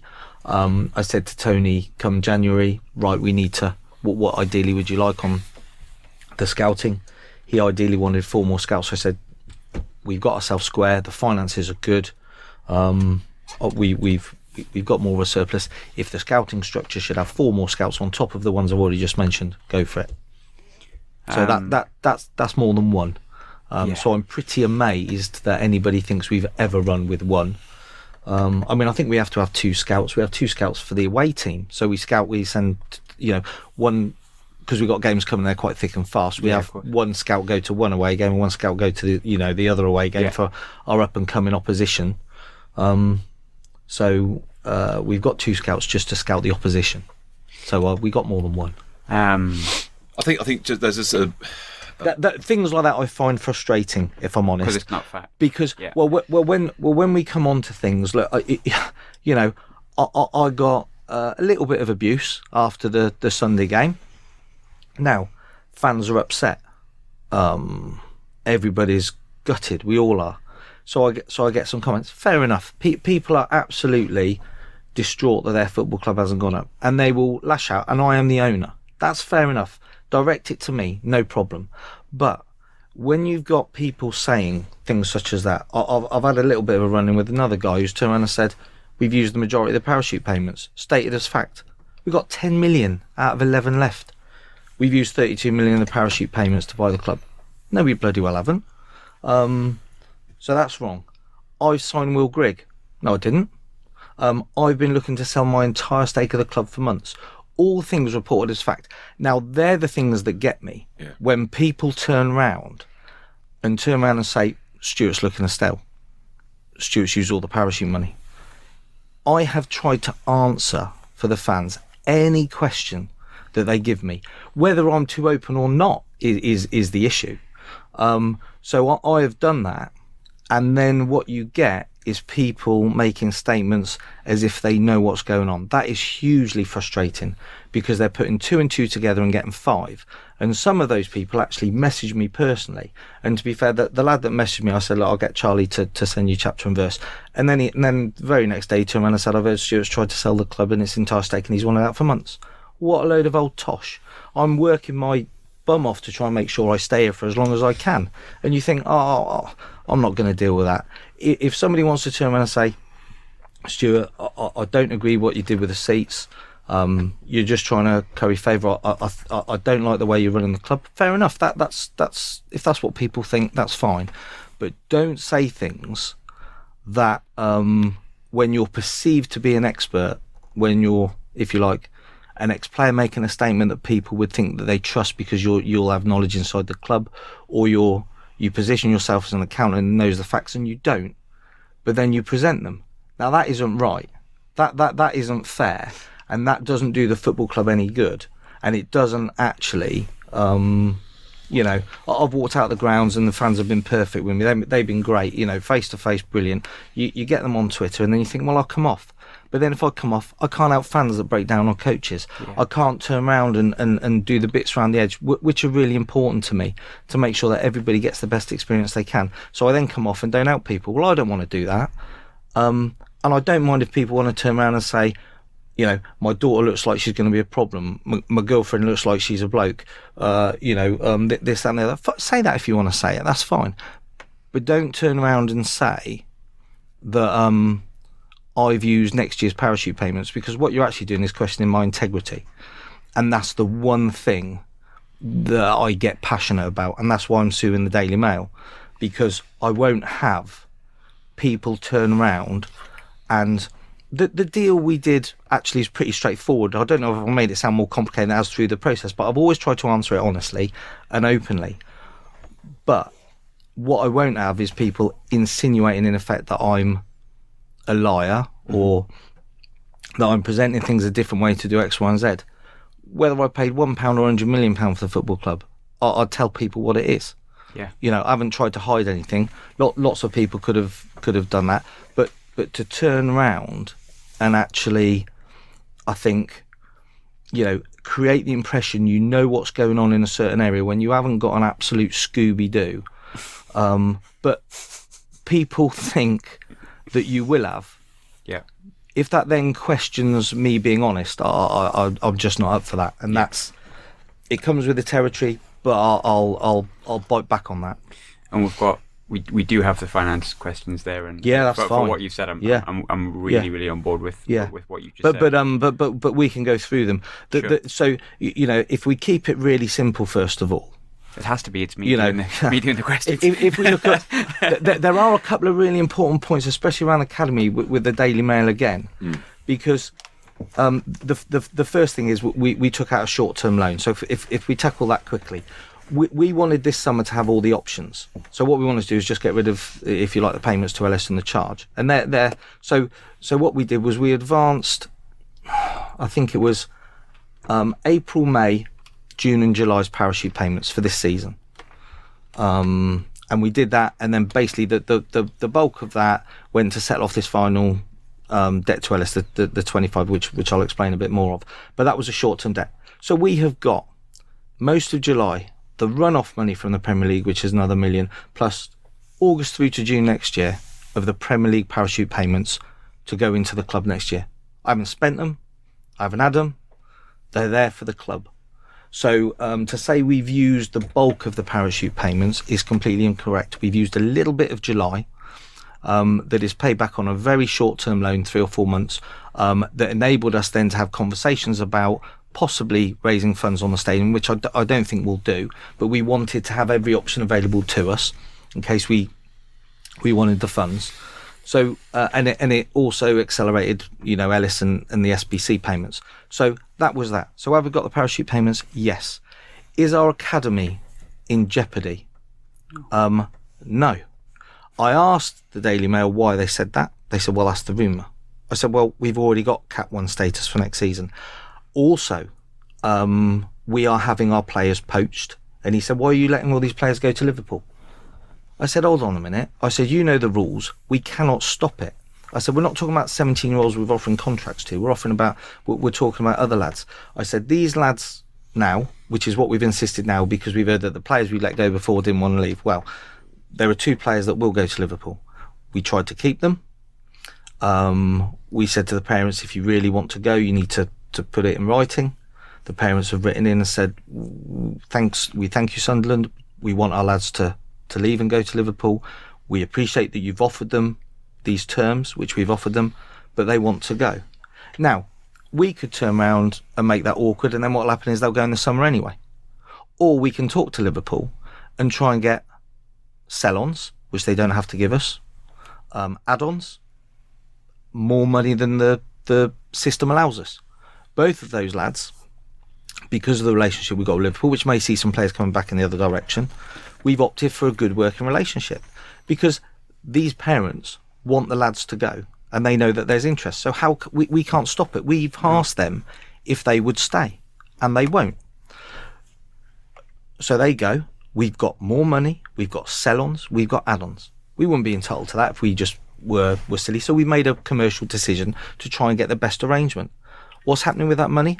A large portion of that money, we have said for the first time, will go back into the academy to buy 17, 18 to 21-year-old talent that we can have. And we've got a couple of offers out there at the moment, and I think the lads will come. And we'll try and strengthen our academy like that. The academy rules have changed. It needs more staff to stay Cat 1. We're doing that. We've invested more than ever in our academy. So we're doing that, and we're guaranteed Cat 1 next year. But we then have potential loss because, of course, what happens is the parents read it in the Daily Mail and they come along and go, well, if you're not going to be a Cat 1 academy, I want my little Johnny to go and play somewhere else. So that affects us because we then have to deal with all of that. That's completely wrong. That's gone in the paper. Bless old Conor Bromley. He didn't know it. We barely understood the deal ourselves at some point. Never mind bloody Conor understanding it. And he's got a job with us because he's kept it quiet. What an insult. So that's rubbish. The academy's rubbish. The parachute payments are rubbish. They then say that we've used £32 million of the parachute money to go, if you like, to save us writing the cheque. So for the very last time, I'm going to go through this deal, and then I'm never going to talk about it again because I'm just fed up with it. Can I cover a few questions about recruitment before we move on? Yeah, sorry, go on, man. Specific questions regarding finance, and I want them to be direct and direct answer. I promise we'll get to it. Okay. But regarding the recruitment, so really quickly, John Park. Yeah. What's the situation with that? Is that this will come on to an investment question. Okay. Which I think he from what I can gather, we've got 4 or 5 people that express an interest in investing. He, I think, is attached to one of the people that has offered to invest. Right. At the moment, we've seen no proof of funds for anybody. I haven't signed a heads of terms. I've got options.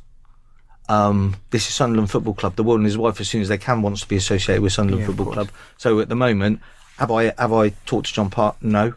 Do I know much about him? Not really, if I'm honest. So he's one for another day if I accept one of the offers. Lamine Kone is due back. No. Yes, he is due back. I think we've done a deal. Okay. So I don't expect him to return. Okay. And the last one I wanted to sort of cover off before we follow on to the finance stuff, which I know people want us to ask. Lyle Taylor.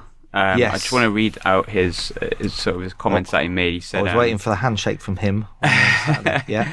Said he went up to Sunderland, met the manager, saw the facilities. It's a hell of a club, and Jack Ross is a hell of a manager, as has been demonstrated this season. But things were said and done by those above the manager. That's why I ended up, and I didn't go there, and that's why I play for Charlton and not Sunderland. At Charlton, the club were clear with everything. Like, this is what we're going to do. This is what we want. This is what you want. Here's the deal. If you like it, sign it. If you don't sign it. But at Sunderland, it was wishy-washy. I think we've all read the comments, and I think he's made the insinuation that he went to Charlton for less money based on the fact that he hasn't said the wording, but he's kind of indicated that we were like like penny Mickey pinching right, Mouse. left and centre. Mickey Mouse in a sense, yeah. Well, we weren't penny pinching because the offer I would was more. be certain exactly, was a lot Mickey a Mouse lot. would be a better phrase. Was a lot more. Yeah, I mean that's a little bit insulting. If that's how Lyle Taylor feels, genuinely, that's how he feels. The vibe was when he came up. Once we got into the negotiation with his agent, who's the same agent as Chris Maguire, and they came up at the same time. Having wandered round, the feedback came straight back and said, Chris Maguire, good attitude, right lad, wants to be here, so on and so on, is definitely going to sign. The other lad wants a lot of money, and I said, okay, how much? And we gave him a good offer, and Jack is a very clear on his own direction of where he wants to take the football club. We were very clear on the direction.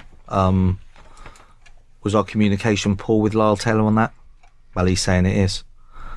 My personal view, I'm not really interested in Lyle Taylor, if I'm honest. Yeah. My view of it is his family were all from London. He got offered a lot more to be up here and still chose not to come. And did he not come because he didn't like the people around the manager?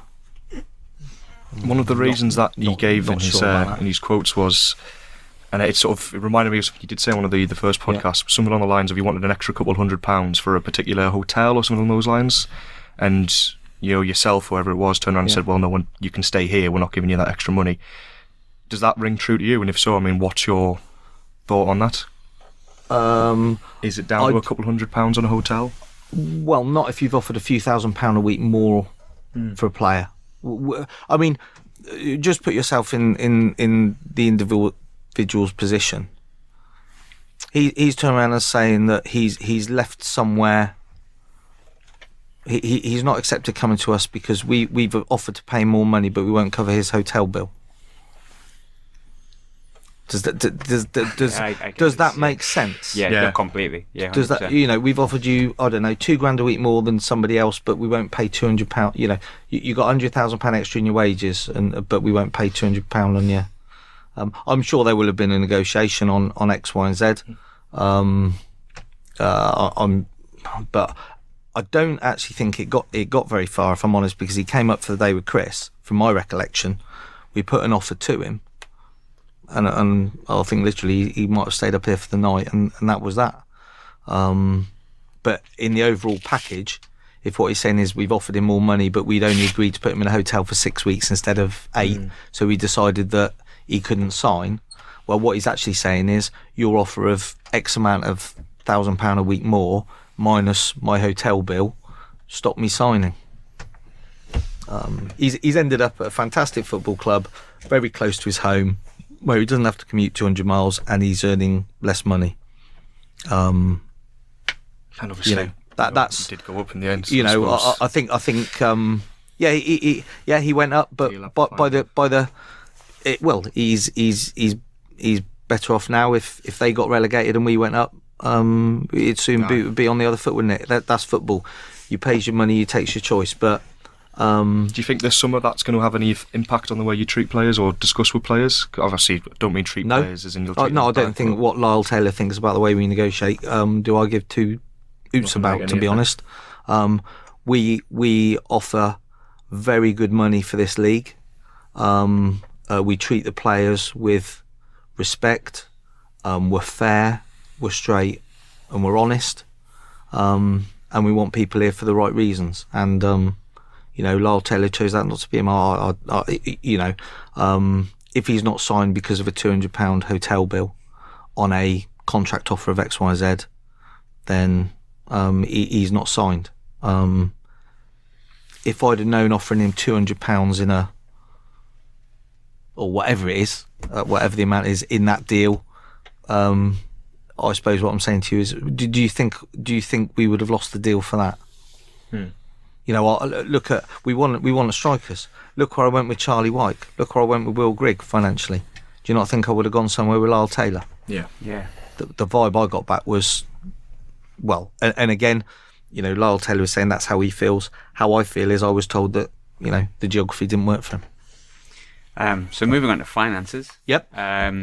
Which I've covered half of, so hopefully we haven't got too long on this one, other than the original deal. Did you see the look of panic on my face? So you've kind of covered the... I'll keep it as simple as I can. You're going to have to with me. But I suppose that direct answer is what the fans will be looking for, because I think that's how we understand it. Yep. So to kind of ask the first question, I suppose, directly, how much did you or your partners pay Ellis Short for his shares in the club? Yeah. So the deal is very, very simple. Mm-hmm. The overall deal, and it's changed slightly. So we'll explain what it was and then why it changed afterwards. Okay. So the deal was £40 million. Now that was the deal. £25 million of that was ring fenced out of the parachute payments to go to settle off SBC, which was a football club debt that had been run up by Ellis. It's the bank debt. The bank debt. With me, or Madrox as it is, which is all of us, paying 15 million. So the total deal was 40. Now, we then agreed to cover the cash flow, and in effect that would be sort of the view of that was they would be pretty much neutral to the 25 million bank debt because of the whole with regards to cash flowing, but mainly because of the unpaid transfer fees where we bought them over time. So that was the deal. The legal contract is that as such, so that's what we have to pay. Now, as we got into the detail of the deal, it was clear that the cash flowing was going to be worse, because there were things like Ndong was down as going to Watford for 8.5 million. Mm-hmm. Because they had an option to take him, and I said, well, are they going to take him? No. Okay, well, that's another 10 million I'm going to have to find Ellis. So I turned around to Ellis and said, of the 15 that we're giving you straight away, we'll make that 5. Now, that's not been hidden. I think the Sun reported it. We made it clear in the press releases that we were going to pay for the club in instalments. So we agreed 5 million for that, and that was the deposit. Now, the remaining 10 million we had to pay, and the 25 million, was all secured against the parachute payments, in case we didn't pay the 10 million or we didn't send the money on to SBC or whatever it was. So the whole lot was secured. So there's a schedule that shows it's all secured. But I agreed to pay the remaining balance in September. So I think where the Daily Mail article has it wrong is they obviously see the security sheet. Well, one, they see the security sheet, but two, what they actually see is that our figures get filed at the end of July.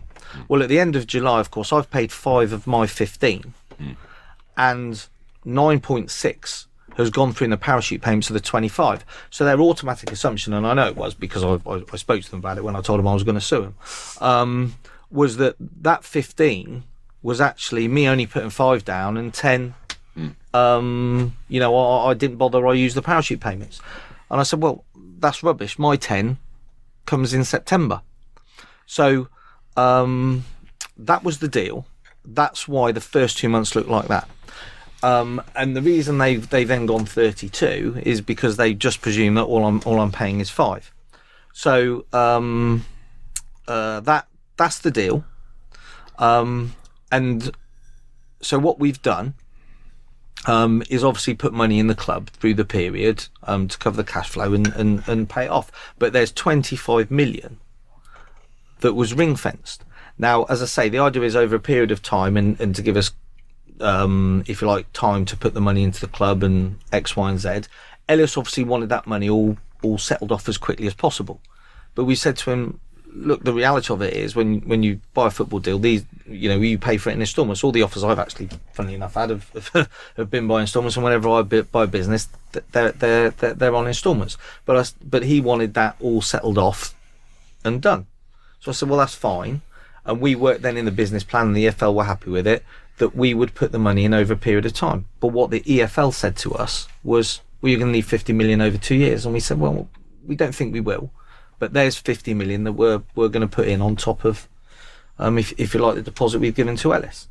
So, very simply, it was 15 million of our money, 25 million of the parachute payment ring fenced to settle off Ellis's debt, with us replacing that money over time, which we're doing, as the club needs it. Now, replaced over time as we need it. We have got a business plan and a budget for when that money goes in. Now, the reality of it is, of course, we have done well, and it hasn't had to go in as quickly. But the argument is, I think, firstly, from a running of the football club, have we not put the money in when needed to run it properly? Well, Jesus, we got a budget that's £10 million more than anybody else who's got promoted. When it came to January and I had to put money in for Will Grigg, it goes in. When I've had to cover X, Y and Z, it's gone in. But of course, what the papers have reported is they don't know that money's gone in. And he said to me, well, how much money you put in? And by the way, what are you worth? And I said, none of your business. I said, it will come out when it comes out. In next year's accounts. Yeah, but what I have said, and I said to Charlie, is I think we should let the fans group in, or a fans group in, just to prove, one, that the parachute payments that are in the paper as being spent, although they say there's some left over, but let's show them that the parachute money's there so that the club know they're safe, and let's show the months where I've put money in so people can see that. Unfortunately, it has cost me more than 5 million. Now, it's still a great deal, and I've never hidden that. We've got in at the bottom end. That's what enabled me to do it. So, but we have always been, and this is where the issue is for me with regards to integrity, because they question, if you like, what we said. What we said was, we have got to give Ellis £40 million. That's what we've got to pay. Now, in this deal, the other thing is the guy who you know, this Chris who's gone on about the numbers, he will know as an accountant. When you do a deal, about 80 million of the debt was Ellis's. Ellis was going to send that across to us so that when we buy the deal, Madrox acquires the debt. So if we wanted to, we could have just put the deposit down, taken the parachute money out, and then given it to Ellis, and no one would have known. But what that meant was the football club would then owe us the money. So actually, conversely, what I feel really gutted about is what I've actually done is turn around and gone, no, I won't do that. We'll wipe the debt off completely for the sake of the football club. But because we got to put the cash flow in over a period of time, what we will actually do is we'll conclude the deal at the 40 million. So we'll commit the 40 million to the football club, but over time. And then what we'll do is we'll put it in to replace the parachute payments as the football club needs it. So actually, there's a double whammy here. I haven't taken the benefit of the debt for the good of the club, and then I've kept an internal debt so that when we put money in, it doesn't go in as debt. We commit to the actual purchase price of the 40 million. We explain to people that we've had to pay for it in instalments, putting a £5 million deposit down, and then 15, and Charlie's put in his programme notes, and we've said before about the debt. And then, of course, we've got absolutely royally smashed for it. Not by the fans, may I say, who actually responded absolutely fantastically, because, you know, lots of them even said, well done for doing a good deal. Now, it is a good deal, and we have done a good deal, and we have got in at the bottom end. And if we sold tomorrow, would we make money? Absolutely, yes, we would. But I'll tell you what, football aside on the result, there's an awful lot of people earning a lot of money out of this football club that haven't actually delivered much. So if we can deliver for people, and if we're the only ones brave enough to have done the deal, and we've tried to explain the deal as honestly as we can and give people all the information, and we've actually turned a football club that was £150 million in debt to one that has actually now got zero debt, and in fact has got a call on us for more money as it needs it, having put in the deposit, then great. And the only thing that's changed in that deal through the process is after about 3 months, when it came to September, we said to Ellis, or I said to Ellis, and credit Ellis here, I said to Ellis that there's a few more things in here than I realised, and it was a really short time frame to analyse a football club. So I think really we need to have a conversation, and we agreed that about £3 million should be knocked off. So that then, if you like, in simple terms, took the deal down from roughly 40 to 37. So when the Daily Mail are reporting it's a 37 million deal, and I put in the paper it's 40 and 15, they argued with me. I even got that wrong. And I said, no, you asked me what the deal was at the time. Yeah. And at the time it was 40 with 15, minus 400 grand that he gave after the event as a contribution to the releasing of a staff member that we got rid of after we came in, or a contribution of it. So it was 39.6. And he said, well, that's what I said. Well, 40, 39.6. Okay.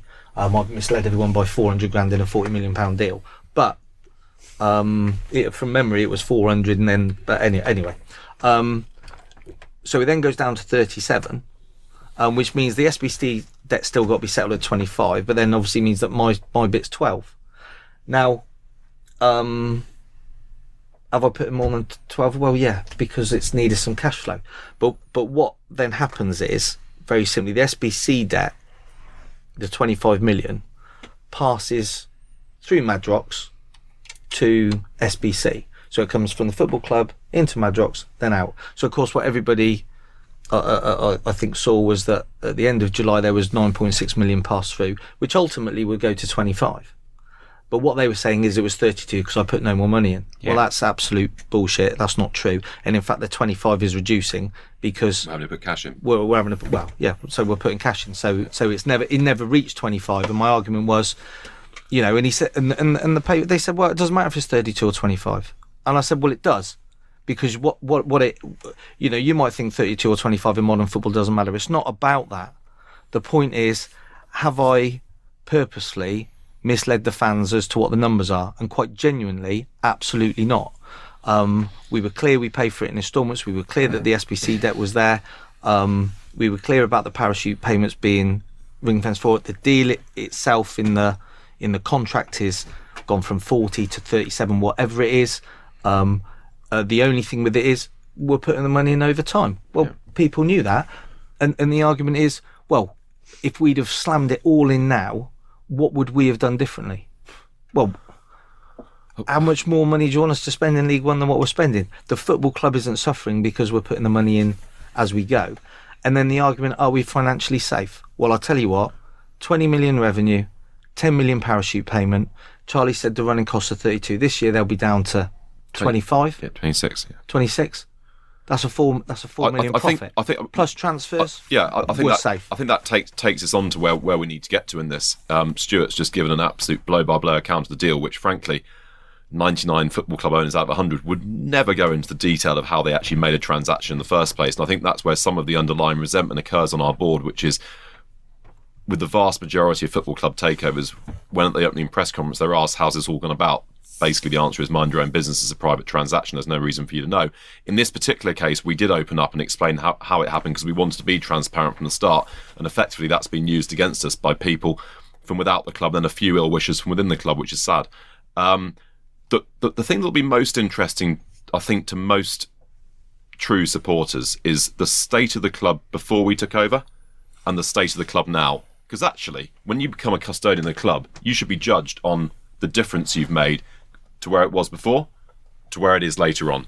So if you look at the club a week before we took over, £160 million of debt to Ellis Short and to an aggressive American moneylender who was charging around £8 million a year interest to the club, and then a further £30 million of football trade debts to clubs on previous transfers, legal cases, obviously the Alvarez Inter Milan cases, etc., etc., etc. So the club overall, £190 million in debt with probably net assets of around £100 million.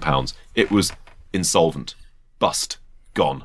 The only thing that was keeping it alive was an American guy in Florida putting a signature on the bottom of the paper saying, I'm willing to somehow keep this dead carcass on life support. That was all that was saving it from bankruptcy. It was an insolvent business. So any narrative that involves somehow the poor old football club being done out of something is absolute garbage. The football club owed £190 million. £190 million. So when people talk about the parachute payments, let's just go back to what parachute payments are actually supposed to be used for. What parachute payments are supposed to be used for is to help clubs who have been relegated from the Premier League to sort out their indebtedness to stop them going bust. That is the point of the parachute payment. I think people seem to have forgotten that. So effectively what's happened is that 3 entities have seen Sunderland's financial ship right itself from utter despair and bankruptcy and insolvency to being probably the club in the healthiest financial position in the whole English Football League right now. The first person was Ellis Short. Ellis Short decided, I'm going to carry on writing my name on the bottom of that piece of paper, number one. Number two, when it does come to sell, I'm going to write off the debt to myself. I'm not going to hang that over the club. I'm not going to charge interest on it. I'm not going to try and call it in and then realise the assets, set off the training ground, set off the stadium, etc., etc. All of these things he could do, and he chose not to. So Ellis is the first person who had a signal impact on that situation. The second impact on that situation was the paying off of the aggressive bank debt to SBC, which had to happen because SBC were not going to lend to a League One club. No one lends to League One clubs. It's not even in their mandates to do that kind of thing. So the parachute payments and Ellis Short himself cleared the SBC debt. This is what parachute payments are intended for. So the SBC debt was around £80 million. Ellis himself didn't write off, he paid off with his own cash. He paid 55 million quid, and 25 million quid of the club's parachute payments went to complete that transaction.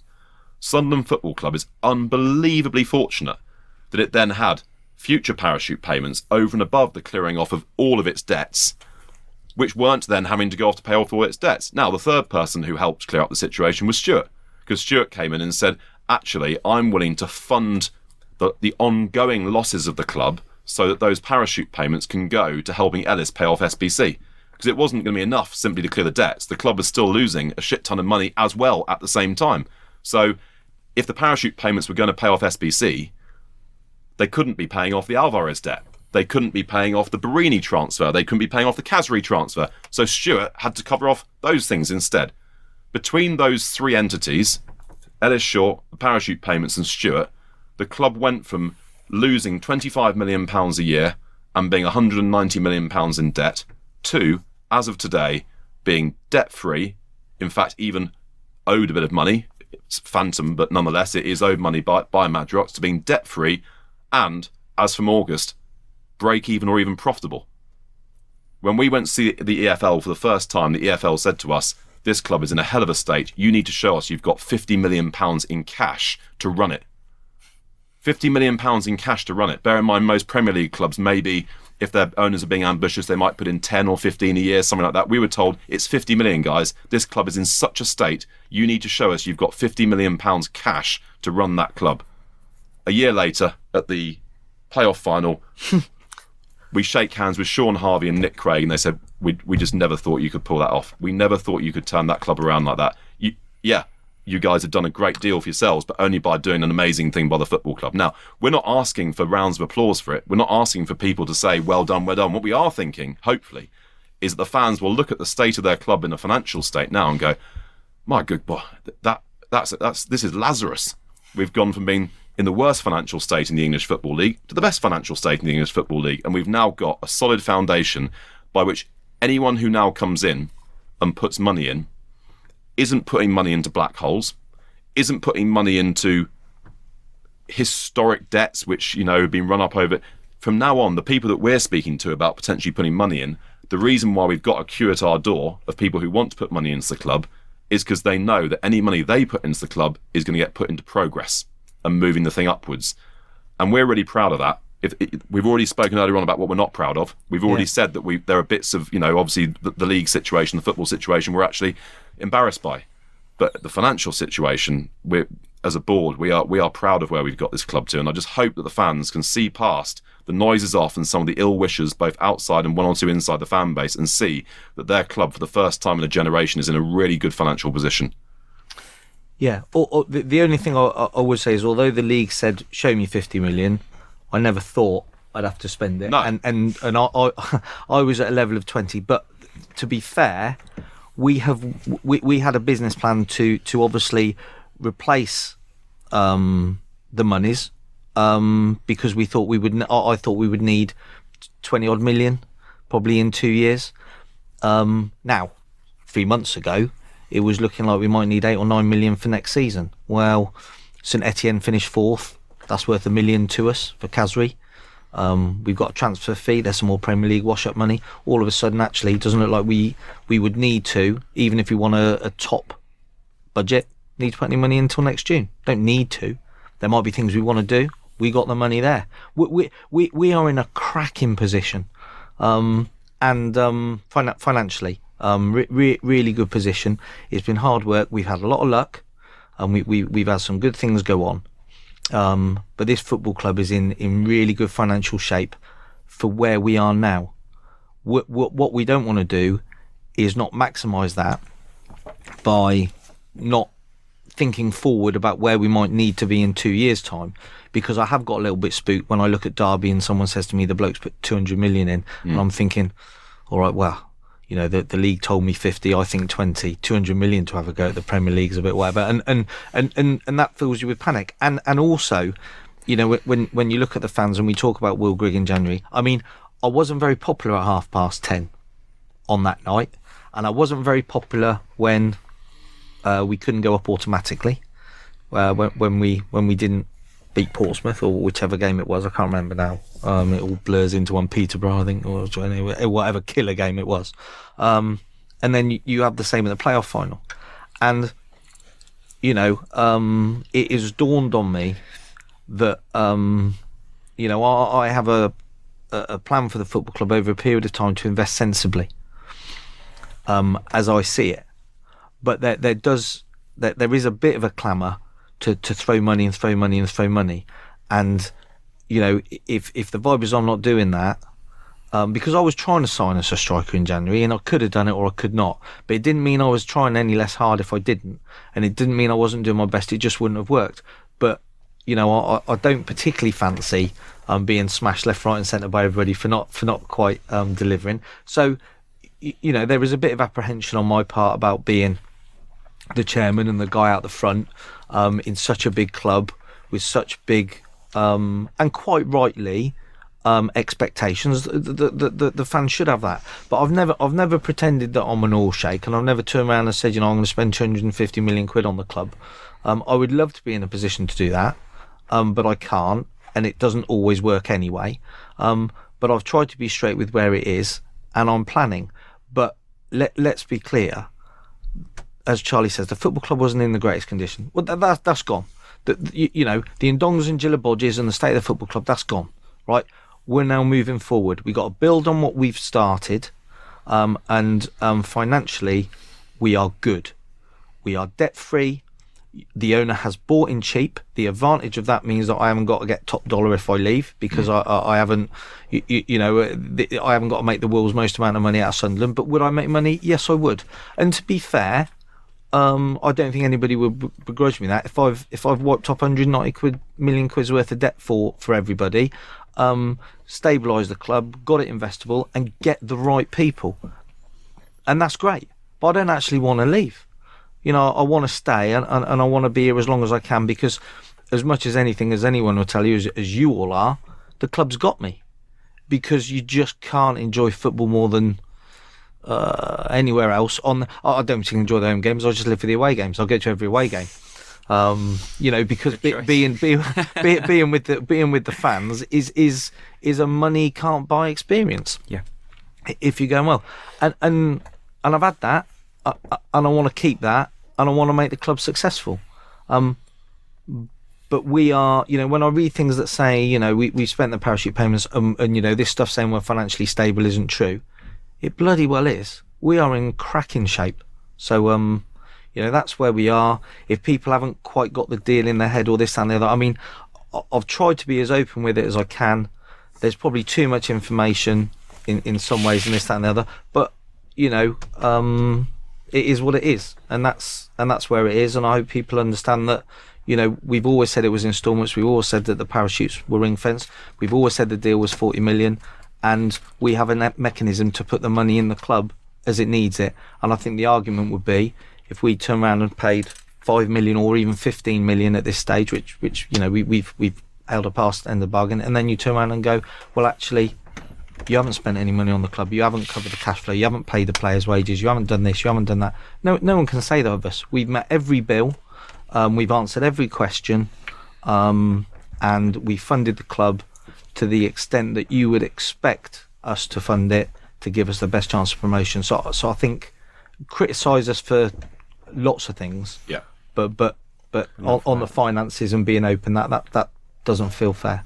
If you're at a position now where you are ready for investment, and obviously Sky cameras caught you sitting next to a few notable names in there at Wembley on Sunday. They say that. I was sat next to Juan. Yeah, yeah. That was a Who real is another strange option one. that we have. But, That was a real strange yeah. one. It's funny. What they were on about? Yeah, that wasn't the case. I mean, at Wembley, it was very much about the club as it is now. There were no potential investors other than Juan. There were no potential investors in the roll box with us. It was us and our families. But 4 or 5 of the people that have expressed an interest in investing in the club said, could we come along to the game and have tickets? And we said, yeah, well not at the detriment of the other fans, because we didn't sell all the tickets, to be fair. But, so they've gone into other areas of the ground to have a look at a club that they want to get involved in. So how near the mark were the reports? How many what, sorry? How near the mark were the reports that you have actually sold the club? Sorry, how many what? None. How near the mark were the... Oh, right, okay, sorry. They're off the mark. We haven't sold the club. It's just untrue. So, this is a really simple one to answer, because we've been absolutely consistent throughout. Stuart said in his very first podcast last summer, he said, I never want to be in a position where as a board we're not able to meet the aspirations of the supporters for financial reasons. I just don't want to be there. We've seen it happen at other clubs. It's a horrible situation to be in, where the owner's sat there like a sort of sitting tenant and everyone's shouting at him to get out, and he's hanging on there for dear life because he likes being the chairman of a football club, whatever it might be. So that's fine, yeah. But let's just be clear, we're not at that position now. No, not at all. We can fund the football club. No, that wasn't what I was about to say. Yeah. No, but just to be clear to make the point. So we said that right from the start. To make sure you're never in that position, the first thing you've got to do is make the club investable. There was another classic piece of rubbish, that I'll be polite, and it said something like, I don't know why these guys were let in, there were lots of other people willing to do it. Absolute rubbish, and you can check it with Ellis Short. Ellis had spoken to 16 different groups, all of whom had come in and had taken a look, and in some cases a long look, and had gone, we can't make it work. 1 or 2 has said, we can't make it work unless you give it us for free. We then leverage the stadium, and we take all the parachute payments, and we take all your debt off you as well. And Ellis quite rightly said to those people, well, thanks a lot, guys, but that's not good for the club. That's not right. We were the only people, and this was very, very late in the day, who were willing to give him money, any money at all, and then also have the money to put in the club without leveraging the stadium or taking debt off him. The club was not investable. That is why the Football League said to Stuart, we need to see £50 million, because they couldn't believe or understand how anyone wouldn't just want to take it into administration, because that would be the only way to sort it out. So the first thing you've got to do is make the club investable. And that's investable for ourselves as well, because even if you're having the conversation with Juan, he doesn't want to stick money into black holes either. So you had to get the club to be investable on the one hand. On the other hand, when people do come and see you have to make an assessment. If we were in a situation where we decided, having made the club investable, we would like to have a bit more cash, is this kind of person the kind of person we can work alongside? Now, if you only start those conversations when you get to the point at which you've decided that you might need some more money, those conversations are often 3, 6, 9 month conversations. You have to get to know the person, you have to get comfortable with what their aims and ambitions are, you have to get comfortable they actually do have the money, you have to get comfortable they're people that you could work alongside and wouldn't totally revolutionise everything that's going on at the club or be a problem in the boardroom. There are all sorts of things you have to get comfortable with. So we said back in January, February, we are having conversations with potential investors. And that was true at the time, and it has been true since. There wasn't any point in having those conversations back last September, because any investor we invited in would have said the same as everyone else said before. This is too many black holes, what you asked me to do. Once we got it straight, we started to have those conversations. Have we sold the club? No. Have we agreed even the terms for an investment? No. That's the truth of the situation. There's no other way around to put it than that. We've had conversations, and people have come up with suggestions and proposals and offers, and we have not got even as far as signing a heads of terms agreement with anyone. But there is a good queue at the door of people who would like to be involved with Sunderland Football Club, and that, again, is something to be happy about, not unhappy about. Even if we turn it all down, it's still good. I think it was reported, I think the club was losing like £500,000 per week or something along that line. Yeah, at least I would think. That's about right. That's about right. I think you've kind of covered it, but correct me if I'm wrong. I've maybe misunderstood it. But can you give me an indication of what the pre-transfer trading losses would be? Are we all right? What next season pre-transfer trading? I reckon. Is this for the season we're just completing, or for next season? For next season. I reckon we make. I reckon we make. We make $100,000 a week moving forward. Okay. Unless we spend it. So loss is necessarily not going to be there. There's no. Oh, there won't be a loss. No, not a chance will there be a loss. Now, the interesting question, if we're just going to get into the nitty-gritty of that... Unless we pay £5 million for a player that's... Yeah, stop it, Donald. Stop it. The interesting question on that one, the one which I'm really very, very focused on is, let's say you've got costs of 27 million and you've got basic operating revenue of 20 million and you've then got a £10 million parachute payment. That £10 million parachute payment means that for that year, you're going to make a profit of 3 million, which then you can spend, as Stu says, on investing in the academy, on the odd player, etc., etc. But at the same time, you've got to be thinking in the back of your mind, yeah, but what about next season when we don't have that parachute payment? We need to increase those revenues and keep those costs coming down so that even once the parachute payments have finally gone, that we're still a sustainable club.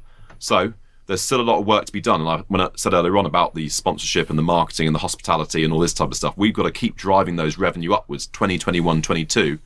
And we've got to keep the costs coming down, 27, 26, 25. Now, there are some big ticket items in there. In a year and a half, our business rates will be very substantially reduced, which will be a huge help. We've been working very hard on our policing bill, not entirely successfully yet, but partially successfully. We've got, obviously, players who are very, very well paid, who ultimately, at some point, by the time the parachute payments finish, will either still be with us on a different contract or will have left the club in different ways. So there are reasons why that cost base will keep coming down, but we've got to make sure the revenues keep increasing as well. So there's a lot of work to be done, but for the next year... The basic simple thing is that next season we will probably have a £5 million surplus. After that, I think is a £5 million loss. Exactly. And I think that's about where we are. Promotion is probably worth circa 10 million. In revenue, yes. In revenue. Yeah. So... you'd then go into Championship if you had the same cost base with a £3 or £4 million surplus, but obviously you'd be paying a higher playing wage bill, so that would then go up. You'd then have to make a judgment call about how much of a loss you were willing to make to really compete at the top end, and that's... And this is our biggest issue. Yeah. Our biggest issue is thinking long term. We know we're all right now. We know we're all right next season because we're going to have a surplus. We could then use it. We've also haven't spent as much money on the club as what we thought we would. So we've got some money we can play with as well. That's fine.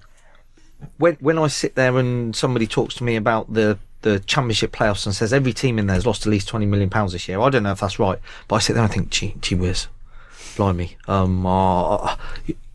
that's all the money I've got left to put in one hit, and if I don't get there, I've put it in, and we're no further forward.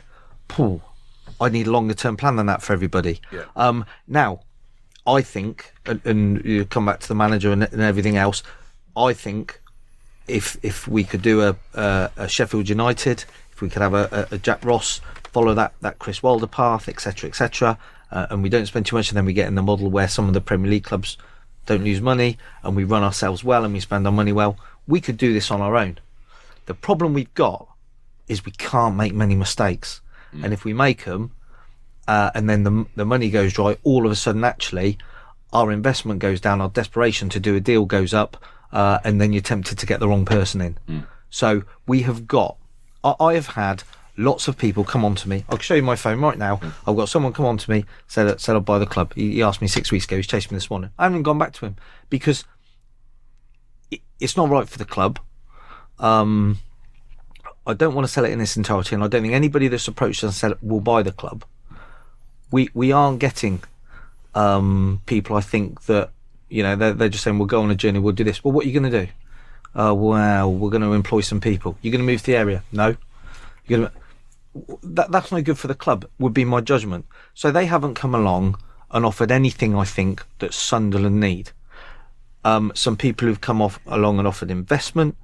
It's on the wrong basis, and there's a couple of people that have offered investment but want a lot of control, and I'm sort of saying, well, could I keep a bit more? Could we do this? Could we do... And we're having those conversations.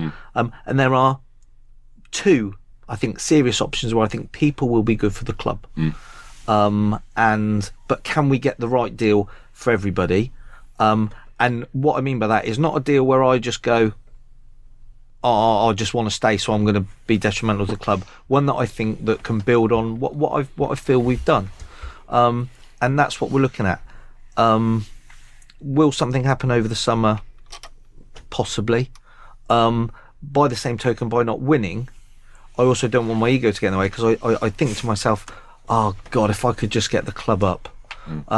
So I'm thinking, well, next season I'll do it, because I know we've got it's a year where I'm really confident we can have a go, and there's no real sort of cash drain anyway, and blah, blah, blah, I can have it. But is it right just for me to ignore some people that might be quite decent for us in the long term, just so that I can go, I've got Sunderland in the Championship? I might have to accept that I haven't quite delivered on the pitch, and be accepting that actually, whilst it's less glamorous, not sexy, people will forget it, I've delivered off the pitch. And it's, I have sat there and thought to myself, I could be the chairman of Sunderland Football Club for the history of it, providing the worst ever league result, but the best ever financial result, and people I'll always be looked at that. But that's like an ego personal thing, and I can't sort of jeopardise the club for that. So there is a lot to discuss and think about over the coming weeks, but we've planned on the team.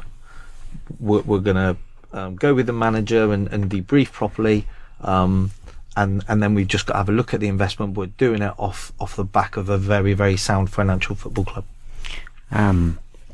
Regarding the losses last year that we just spoke about, just going back to the question I asked previous, can I ask you sort of like how those losses were funded? Were they...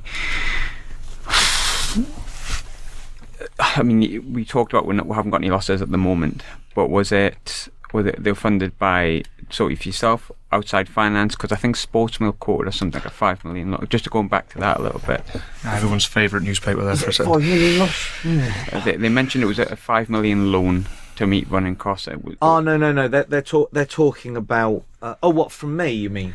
Yes. Yeah. No. The money that I've put in, Angela, the finance lady, bless her, she's booked as loan. It's not a loan. It's just got reversed off. It's equity as part of the deal. Okay. There's no loan. Right. The loan actually is conversely the other way.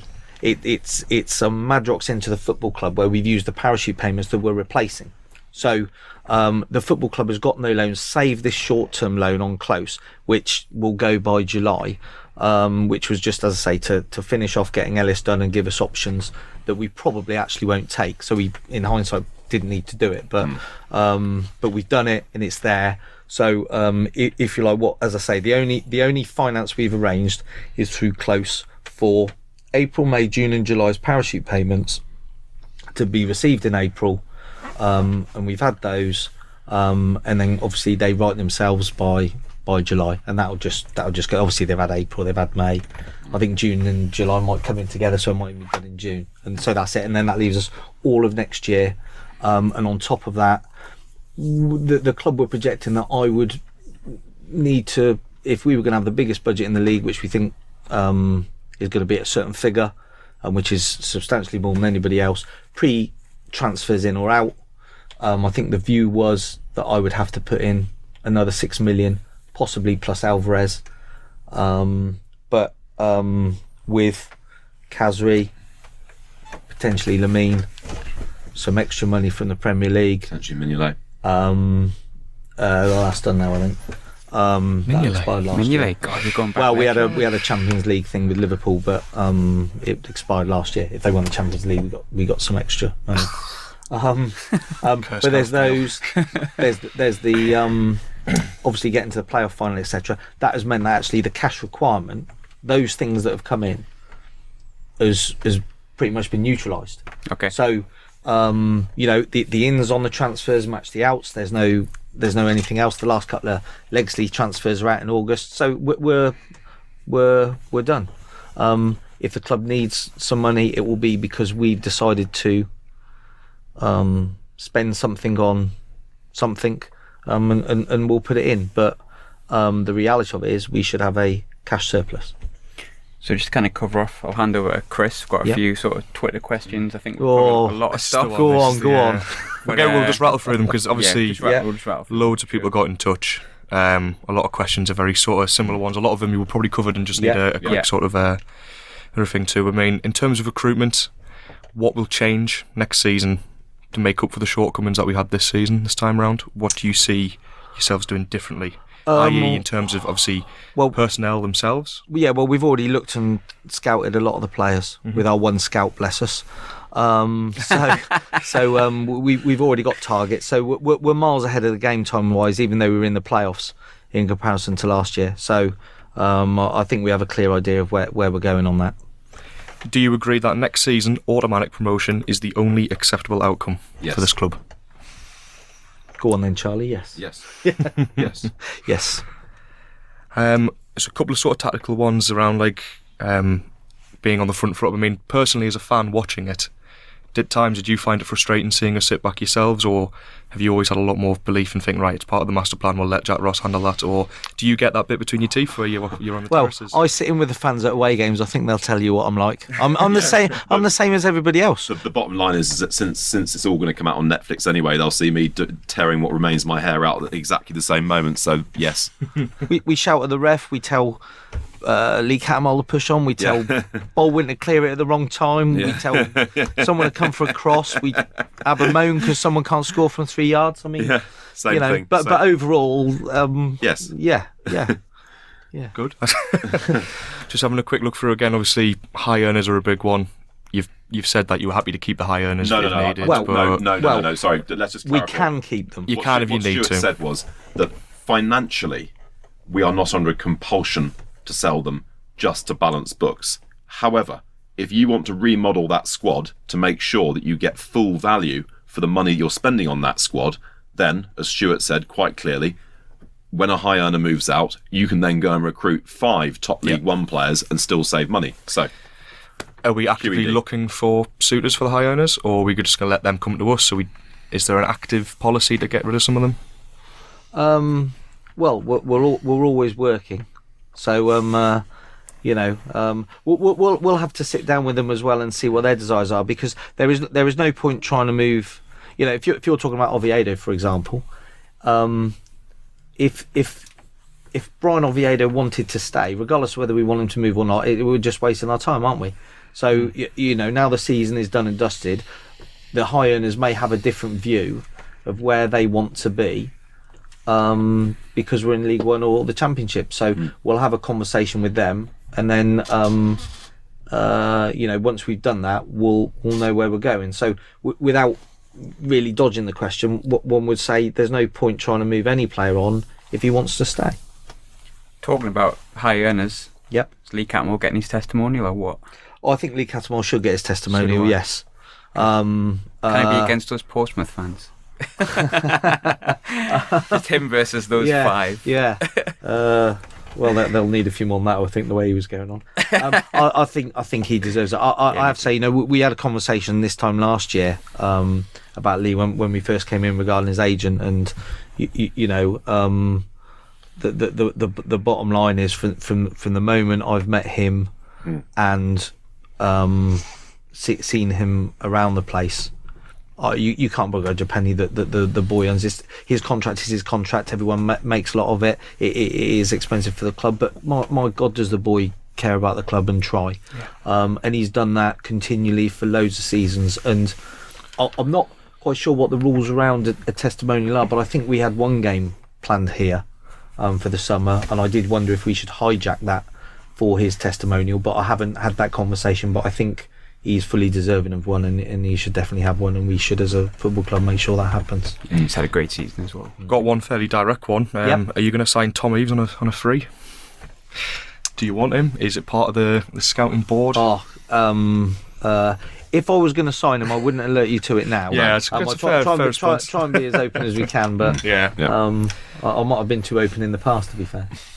That's an interesting one as well, because obviously a lot of people say about your presence on Twitter, the way you respond to things. Obviously, these podcasts are a big part of it. Yep. Next season, are you going to be a little more quiet about things on the club front, or maybe change it slightly? What's your own personal approach going to be?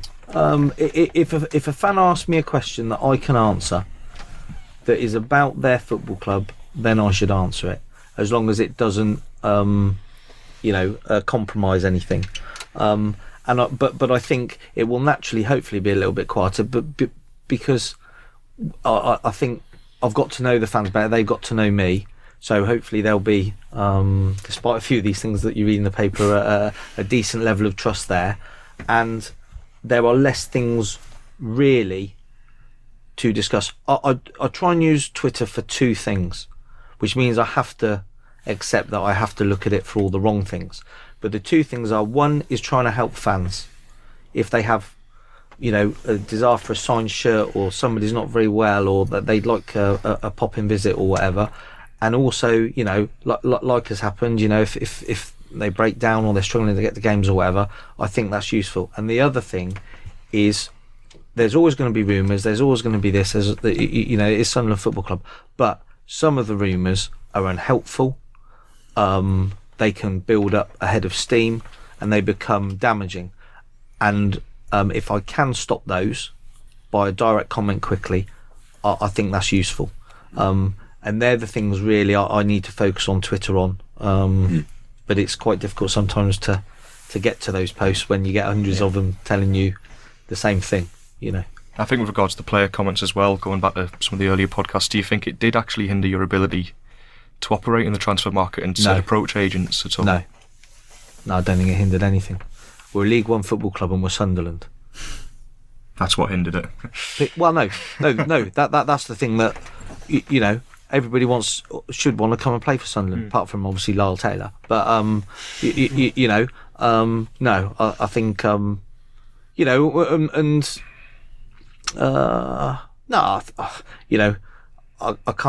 can't turn around and give you a list of 6 players we're going to go and sign and alert you to. That would be stupid. But I'll probably let one or two things in the excitement last season come out too quickly. But I'll learn from that. We're all the same as human beings. We're all learning what we're doing. What you want to see is that the people in your football club learn quicker than the average, don't you? So I might be a little bit more careful, I suppose. So just to kind of end on a positive then, because I want to end on a positive, because and I mean, maybe it's too raw to be saying it, and I think we all still feel the emotions of Sunday, from myself to Chris to Charlie to yourself. But I've enjoyed this season more than I've enjoyed a lot of the seasons prior. I've got my teeth into it. Like I've cared more than I ever have. Yeah. So makes not going at worse, doesn't it? Yeah, a little bit. Yeah, it does. But there's players on that pitch that I care about. I can't say that last season, to be honest. But what's been your most, to both of you, what's been your single most enjoyable moment of the entire season? What's got Sunderland under your skin? Because it has, hasn't it? Oh God, yeah. I've got a few, and they're all at the games. Yeah.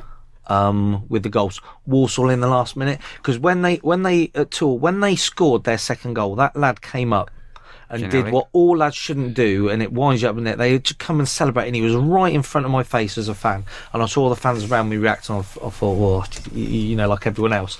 And then we had them, didn't we? Right at the end, it was George's celebration in front of his face. Brilliant. And Luke, his rugby tackle. Luke's tackle. That was a cracking away day. I really enjoyed that. That was great. Gooch's goal right at the start of the season was great. It's all about those goals. Bristol Rovers away, when we got the second goal, and I thought we're going to Wembley. Yeah. They're all. If you own a football club and you're into football, and you spend money and you work hard and your team scores, and you celebrate it with a group of people that are just mad about their club, it's the best feeling. So it's all about scoring, especially away from home. What about you, Charlie? Yeah, like Stuart, obviously there's some memorable moments on the playing side. I think if you were to ask what's got Sunderland under my skin, I'd say more quite a few of the people I've met, and the being in a lot of people say that football fans in the North East are more passionate than they are in the rest of the country. I don't think that's quite right, because I don't think you'll find more passionate football fans than me and Stuart. The difference is, in our part of the country we're in the minority, whereas in this part of the country we're part of the majority. And that has been such fun to spend a year with a bunch of other football fanatics, and that in a way is what's got Sunderland under my skin, together with just the sense of humour of the place, the liveliness of the place, just the amount of really straightforward, decent, emotional people I've met who just tell you exactly how they're feeling. And a lot of people, when they say I say it how I see it. They use that as a frame for I just criticise people all the time. What I found up here is the amount of people who are willing to say nice things to you, the amount of people who are willing to say positive things, and I've had to say probably 100, 200, 300, 400, 500 times a season that please don't thank us. But yeah, as of yet, we have not done this, and we should be thanking you as much, if not more, than you should be thanking us. It's a team effort, and we're heading in the right direction. But it's just those genuine, decent, upbeat, positive, happy people, of which there are so many in this city. But that is the worst thing. Yeah, it is. Yeah, because actually, the fans have done everything we've asked of them and more. Yeah, and we haven't delivered for them. Yeah, and that's emotionally difficult to take and crushing, because I've had fans through the season come up to me saying that they put big bets on. Yeah. I see it in them. There's a lovely couple that I think are on the Netflix. I've forgotten their name for the minute, and I saw them down at the front of the pitch, and the girls, bless her, she's crying her eye out, and and you think, you've let them down, and that's heartbreaking, really. Yeah. What's your message then? Season 2, go again. So what's your message to the fans for what this season's going to be? 100 points, win the league. Well, yeah, you want to avoid all the cliches, don't you? I mean, the bottom line is we haven't quite got it right, but we've made a lot of progress, and we've turned quite a lot around, and all I think we can promise is we understand how important it is for everybody to have a vibrant, inclusive football club that is successful, and whether that is completely us on our own, or with us getting investment, or whatever roles we have in the future, we aren't going to sell the club down the river. We aren't going to sort of not invest in the team. We're not going to sort of go on holiday for 6 weeks and not work hard through the summer. We will give our very, very best for the football club, and that's all we can say. Stuart, Charlie, thank you very much. Thanks, guys. No worries.